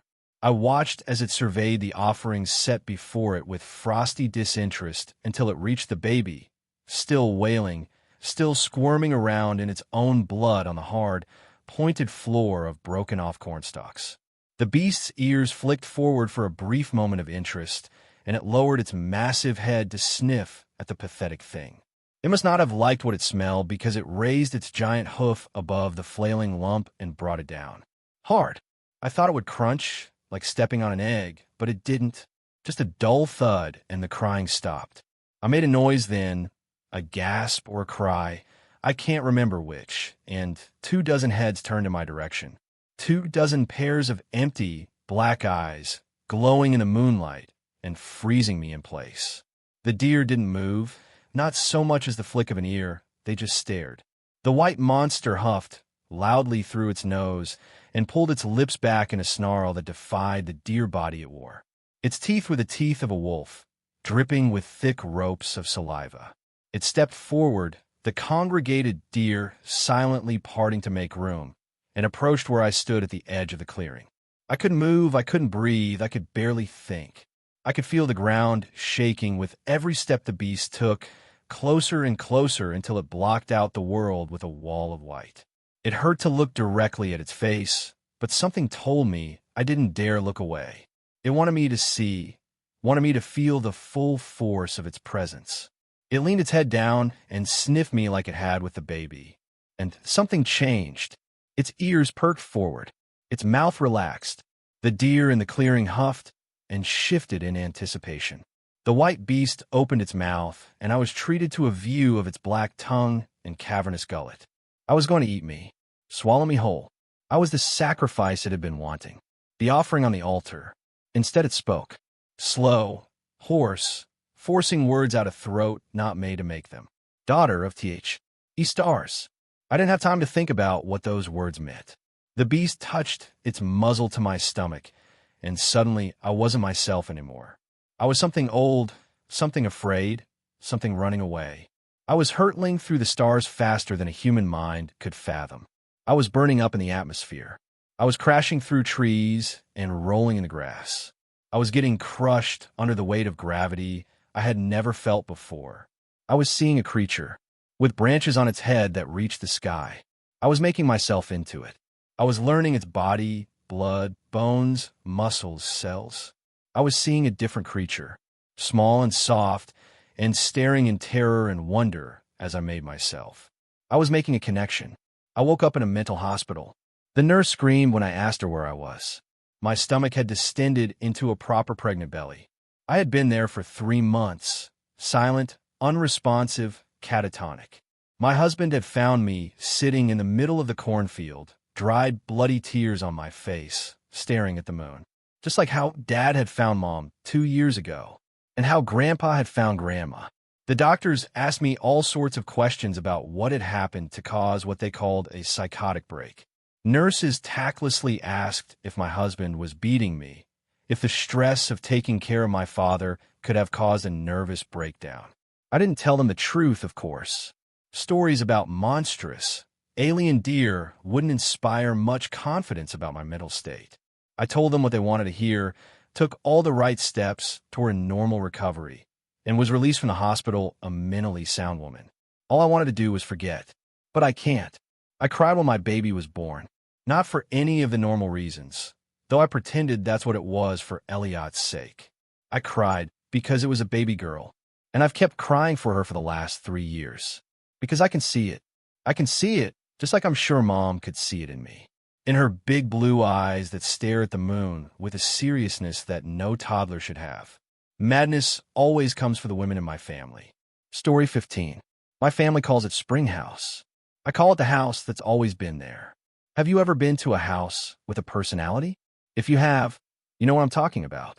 If you haven't, you're probably picturing one of those slightly kitsch that their owners call full of soul. But no, I mean one of those houses you can feel, you know? One of those houses you can sense in your bones even before you are in front of it. The type of house that you just know it's strange the moment you walk past it. The one that feels like there's always someone looking at you from one of the windows. That house that feels like they know you better than you know yourself. Well, let me tell you, I know one of those houses. In fact, I grew up next to one, and I feel like my whole life has always been tangled to the same cobwebs that to this day litter those old, creaky rooms. Lately, I felt it's been sort of calling me, but I find myself unable to go there, so, as a strange feeling of nostalgia creeps over me, I've decided I should at least share with you some of the events that have occurred within its halls, although with some changes. I wouldn't want you people to just up and appear in my house, after all. So, come closer, dear reader, and let me tell you about the house I grew up in. The house my mom, and her mom before her, grew up in, the house that's always been there. I feel like a good place to begin telling this story is at the beginning. Not the house's beginning, mind you. That's way before my time, and thus still irrelevant to the me that lived the experience I'm about to tell. No, we will go back to my beginnings, to the first strange thing that I remember ever happening while I was visiting the house. It's got a name, by the way. Everyone I know calls it Spring House. Not because the trees around it burst into flowers come spring, though they do, but because the house was built beside a natural spring, one that seeps from a crack in the rock and winds its way downhill toward the lake. The whole house's water supply relies on that spring. The house is old like that. This story takes place during the summer holidays before I turned 7. For as long as I've been alive, Spring House has belonged to the same person, my great-aunt Gloria. But before her, it was owned by her mother, my great-grandmother Mary. She had 2 daughters and a son. The eldest inherited the house itself, while the other 2 each received a plot of land nearby. My grandparents died too young to ever enjoy the fruit tree she planted, so their inheritance skipped a generation, straight to their only daughter, my mother. Not long after I was born, she built her own place, a small cabin nestled in Spring House's shadow. And I mean that literally. There's a very specific point in autumn when the shadow of the old house comes to rest right over ours. The 2 houses are separated by a piece of land owned by another of my aunts and connected by a narrow strip of forest that runs parallel to the lake, the same lake around which my family has lived for as long as anyone remembers. Now, Spring House, as big and cozy as it can be in summer, was not usually the place where everyone gathered for family meetings. My mom had an energetic personality, and although she wasn't one of my great-aunt's own daughters, Aunt Gloria always considered her one. So, in the end, everyone ended up spending their summer afternoons in our backyard. On one of those afternoons, as my dad and uncle worked the barbecue, my great-aunt noticed she'd forgotten to bring a salad bowl. To keep the elderly woman from making the trip through the forest in the encroaching dark, my mom asked me to go fetch it. Let's just say I wasn't thrilled about going alone to the house, but I wasn't about to go against what my mom had asked. She handed me a flashlight, and off I went toward Springhouse. Later, much, much later, my mom told me it had been a sort of rite of passage, something everyone in the family went through at some point in their youth. Everyone, eventually, had been asked to retrieve something from Springhouse. Why? I couldn't tell you, especially considering how terrifying the whole thing was for the little old me. Let me set the scene. The strip of trees wasn't much of a forest, but it did its job. The moment I stepped into it, the noise of my family grew muffled. A few steps more, and all sound vanished completely. From my house, if you walk directly south, you'll reach the lake. But to get to Springhouse, you have to turn left at the old oak tree. It's huge, taller than any other in that patch of woods, but it's not always the tree that catches your eye. Usually, it's the figures standing beside it. Long ago, my family had been devout Catholics, though religion has slowly faded from us over the years. Still, back then, they built small grottos beside the most imposing trees, placing in each a figure of a saint. The one next to the old oak was the Virgin Mary. I walked up to it and did the sign of the cross before quickly turning left. The statue was already slightly creepy to me in broad daylight, but under the faint light of the shitty flashlight I had been given, a common thing in the early 2000s, it was outright terrifying. I wasn't Catholic, but traditions were hard to kill, and I had been taught to do the same whenever I walked past one of the figures since I was little. Even my 31-year-old self still does it from time to time. I walked up to the statue and made the sign of the cross before quickly turning left. The figure was already a bit creepy to me in broad daylight, but under the faint light of the crappy flashlight I'd been given, a common thing in the early 2000s, it was outright terrifying. I wasn't Catholic, but traditions are hard to kill. I've been taught to do the same whenever I passed one of the figures since I was little. Even my 31-year-old self still does it sometimes, almost out of muscle memory. I walked in silence along the forest trail, a path carved by hundreds of feet that had walked it before me. The only sound, apart from the leaves crunching under my sneakers, was the steady rustling of branches swaying in the wind that blew from the lake to my right. The trek wasn't long, but to 6-year-old me, it somehow felt shorter, mostly because I dreaded what came next. The closer you got to Springhouse, the more you began to notice two things. The first was that the trees grew thinner and farther apart, as if they didn't like standing under the house's gaze. The second was the music. My great-uncle, Aunt Gloria's husband, had been an engineer. He always said the house was too big for comfort. If something happened to someone at one end, nobody would hear their screams from the other. To fix that, he built a system of intercoms throughout the house. You could talk from one room to another, as if the walls themselves were connected by nerves. He also built a small radio in the main hall, built it from scraps and car parts, and kept it tuned to the tangos he loved so much. Later, he rigged a small speaker outside, so the beachgoers by the lake could listen too. It didn't take long for every part of the system to go haywire. The house seems to dislike technology, he used to say, half in jest, half not.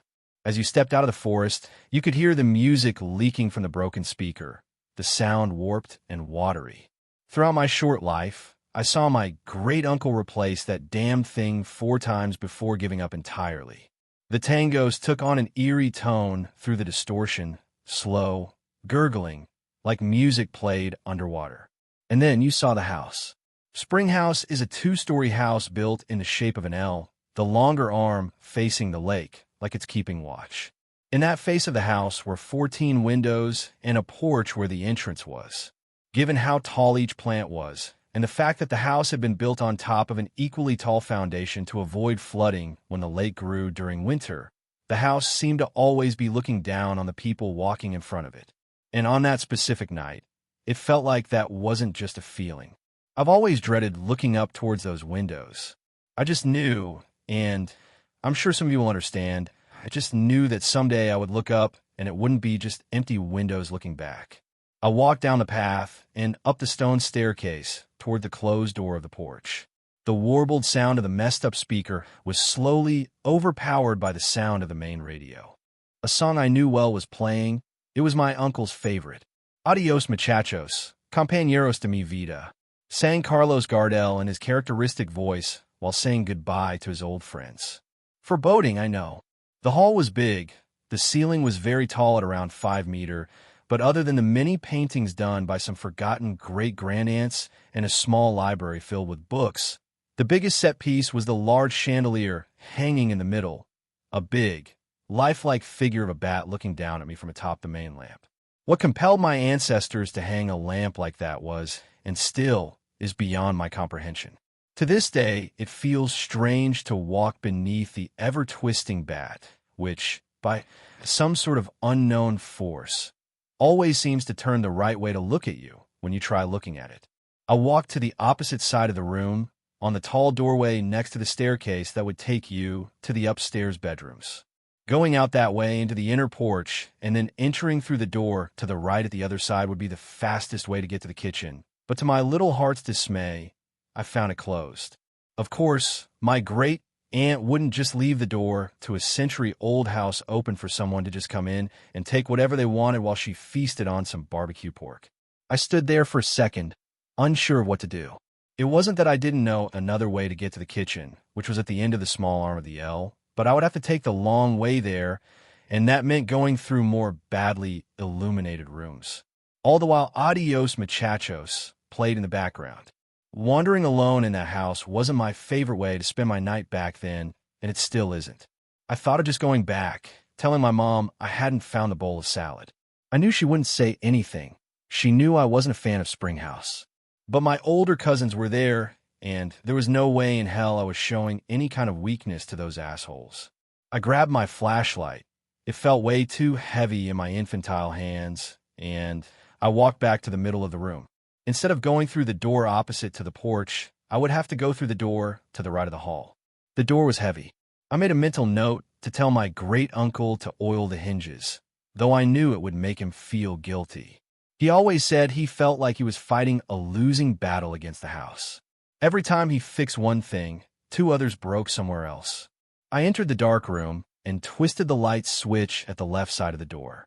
I could barely reach it, and the dim orange light, the one light bulb hanging in the middle of the tall roof, didn't do much to dissuade my fears, but at least it wasn't pitch black now. Are there even light switches that you have to twist nowadays? These shitty old things always felt awkward to use, like they had a very specific point they wanted you to reach by twisting them if you wanted to turn on the lights. And they had the bad habit of untwisting themselves after a while. So if I wanted to come back to a still lit room, I knew I would have to move quickly. I half ran across the room, the barely used main dining room that housed the only functioning table in Springhouse that didn't feel like they had been through a war, and pushed on the door at the other side, moving into the following room. The game room wasn't original to the house. It was the only modification my great-uncle had managed to do to the house that had stuck. In the middle of what used to be a guest bedroom filled with bunk beds, or so I had heard, stood a large pool table. All around the room were cozy sofas and armchairs, and a slightly dusty dartboard hung by the only other door in that room, my next objective. After exiting this room, only 2 more rooms separated me from the hallway that ended in the kitchen. Before going through the slightly ajar door, I remembered to twist the light switch. The game room was one of only 2 rooms in Springhouse's first floor that didn't feel me, but I still wouldn't want to come back to it completely unlit. I entered the next room and tried the switch, but no matter how many times I tried, I was completely unable to turn on the light, which wasn't completely unexpected. This one room was probably the one I dreaded the most, which in turn was probably messing up my ability to manage the switches. I stepped further into the daily dining room. Have you ever been on a ship at sea? I had never been in one, but I always guessed that room felt exactly like one. The house was old, and during its time it had survived several earthquakes that had managed to level a lot of other old houses, but Springhouse had survived almost unscathed. Almost. Over the years, the house had settled, moving on its own foundations and twisting in unexpected ways. This room, while staying completely functional, had managed to somehow feel like the waves deep at sea. The aquamarine paint in its walls and the fishing nets hung from the walls didn't help to ease the feeling either. I clung onto my flashlight as I stepped further away from the light pouring out of the game room. I didn't stop to look at the sea glass sitting on the side table or at the totally normal paintings that looked incredibly creepy in the dim light that managed to enter the room. I just sprinted through the only other door in the room, the one that would take me to the cup room, the last room before entering Springhouse's east wing. The cup room was small. The ceiling fell dramatically as you entered the east wing, which in past times had been Springhouse's workers' quarters. The light was, thankfully, on as I entered. I turned right and walked to the open doorway to the east hallway. At its end, I could see the door I was looking for, the kitchen's faint light illuminating my objective. As I walked towards the hallway, I walked past the room's main attraction, a large piece of furniture filled to the brim with mismatched cups, a collection that had been building for as long as the house had existed. Some, my great-aunt would say sometimes, were apparently even older than the house itself. I was sure I could hear the glasses clink as I moved past them, but in my excitement from finally reaching my goal, I decided to just ignore it. I ran to the kitchen, sprinting past the workers' dining room, the large pantry filled with things I didn't feel like eating, the room my uncle used for his tools, and the one my aunt used for the laundry. I didn't have to look hard to find a bowl of salad. That damn bowl of salad. I took the bowl in my arms and spun around quickly.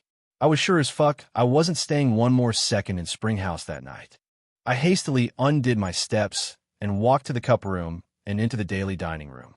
I had been in too much of a hurry to notice that I had forgotten my flashlight in the kitchen when I took the salad bowl, and I didn't realize my mistake until I heard the door creak behind me, clicking closed.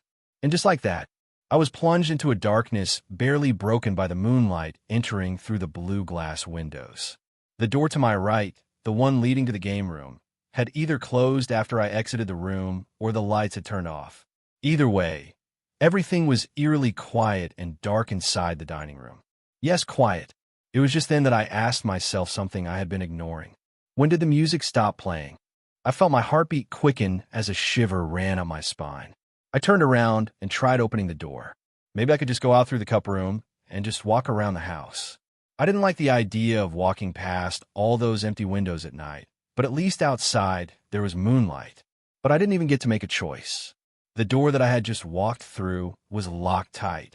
That's when I heard a very familiar noise reach my ears. I say familiar because I was used to listening to it, but in that specific context, it did nothing to quell my fears. Through the intercoms, I could hear the faint yet distinct sound of a piano and someone humming a tune to its tune. Caballito Blanco, levami da aquí. I sang a voice that was completely alien to my ears. Levami a mi pueblo, donde yo nací. I felt a chill run down my spine as I stood there, too scared to even turn around. I was pretty sure the voice wasn't coming from the speakers, but from somewhere in the dining room. Levantate Juana, the voice said closer than before. Why prend la vela? Anda ver quien anda. I felt something rest on my left shoulder. En la cabecera. I heard the voice whisper, right in my left ear. My mom would later tell the tale of my scream, which apparently was heard not only all the way back in my house, but was also heard by some other uncle that lived across from the highway and up in the hills. I don't remember much other than, after trying to open the door again, which I had been doing through the whole fucking ordeal to no avail, it finally opened and I sprinted like a madman carrying a bowl of salad all the way back to my house. After my mom had managed to calm me down a bit, she asked me what had happened. Between sobs, I managed to tell everyone what had happened. I half expected my cousins to laugh at me for crying, but I remember none of them did. "Oh, that's Aunt Martha," said my great-aunt, as if speaking of something as obvious as water. She did always like to scare kids that walked around Springhouse past their bedtime. After that whole thing, I refused to step into Springhouse alone for a full year. Not even during daytime. Story 16. Clever girl. I'm from a small town in the UK, small enough to give me a funny accent, and for most people to draw a blank when I tell them the name. It's a seaside town that was popular in the Victorian times as a holiday resort, but has since fallen off in modern times thanks to its growing population of vape shops. This happened back in the early 2000s, when you could still smoke in pubs, and my father used to take me to the local quiz nights on a Friday, while my mom was working night shifts and couldn't look after me. My memory is a bit fuzzy, so I might miss a few details, but I can still taste the lime cordial and fizzy water treat my dad would buy for me while I doodled on the quiz sheet. The man who hosted the quiz was called Captain Road. He would only respond to his title, And every night when he hosted the slosh, patrons would always call out in eager, I, Captain. Captain Road had retired to my town after years in the Navy. He got a hefty payout after sailing a HMS liner with faulty wiring. He always told the story of how he stepped in a puddle whilst doing rounds and got zapped, his words, not mine, leading to him having these intricate scars trailing up his leg. If you got him drunk enough, he'd eagerly whip his trousers off so you could have a look. I liked the captain. He used to sneak me a packet of crisps when my dad wasn't looking, and he could do this incredible Donald Duck impression. Everyone liked the captain. I suppose he got bored after years of hosting the quiz and farting about in my town.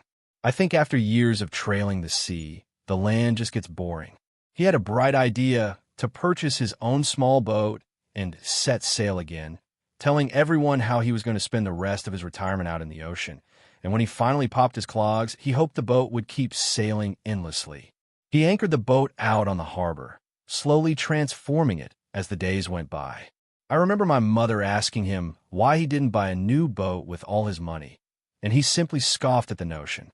Honest Platyrhynchos domesticus, called Duck, the design choice for Mallory, chosen by a primary school student as the mascot to accompany Captain Road on his solo mission, was built by the local city university engineering students. Her webbed toes were orange painted steel in the shape of sturdy triangles to support her fat aluminium body. Her rear end had a special revolute joint intended to allow her to wag her tail when prompted. Captain Road chose a special voice command, Clever Girl, to prompt this movement. The captain had even named his maiden ship after the prompt, proudly painting the name on the side of the hull. The student specifically requested Mallory be able to blink periodically, citing his disdain for robots not naturally doing this, and fearing her eyes would get dry. And so, every 30 seconds, thin sheets of metal would close over Mallory's eyes and swiftly retract. The captain adored Mallory's design, lifting her up into his arms and calling her a clever girl whenever she waddled into the room.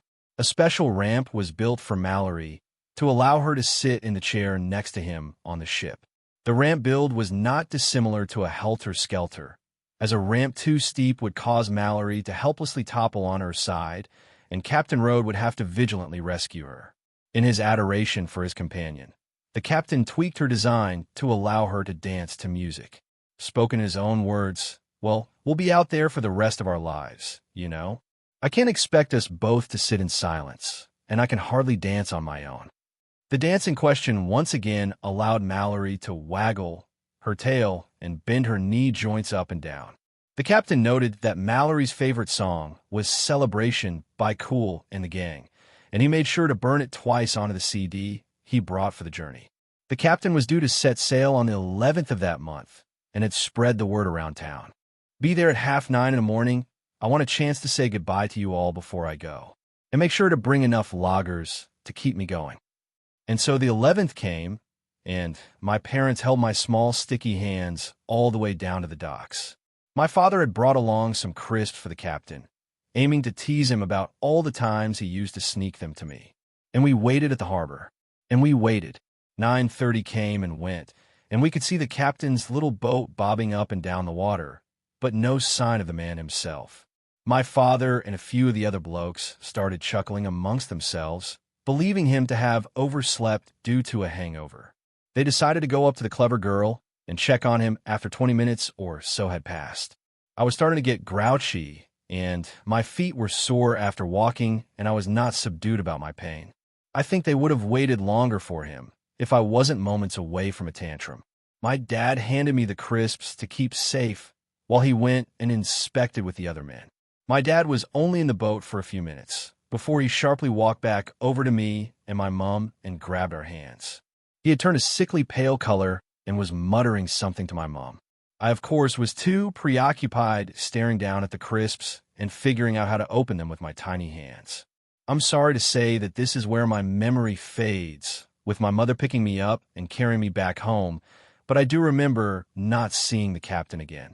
I had assumed after all these years he had set sail and died peacefully at sea, still sailing even in death.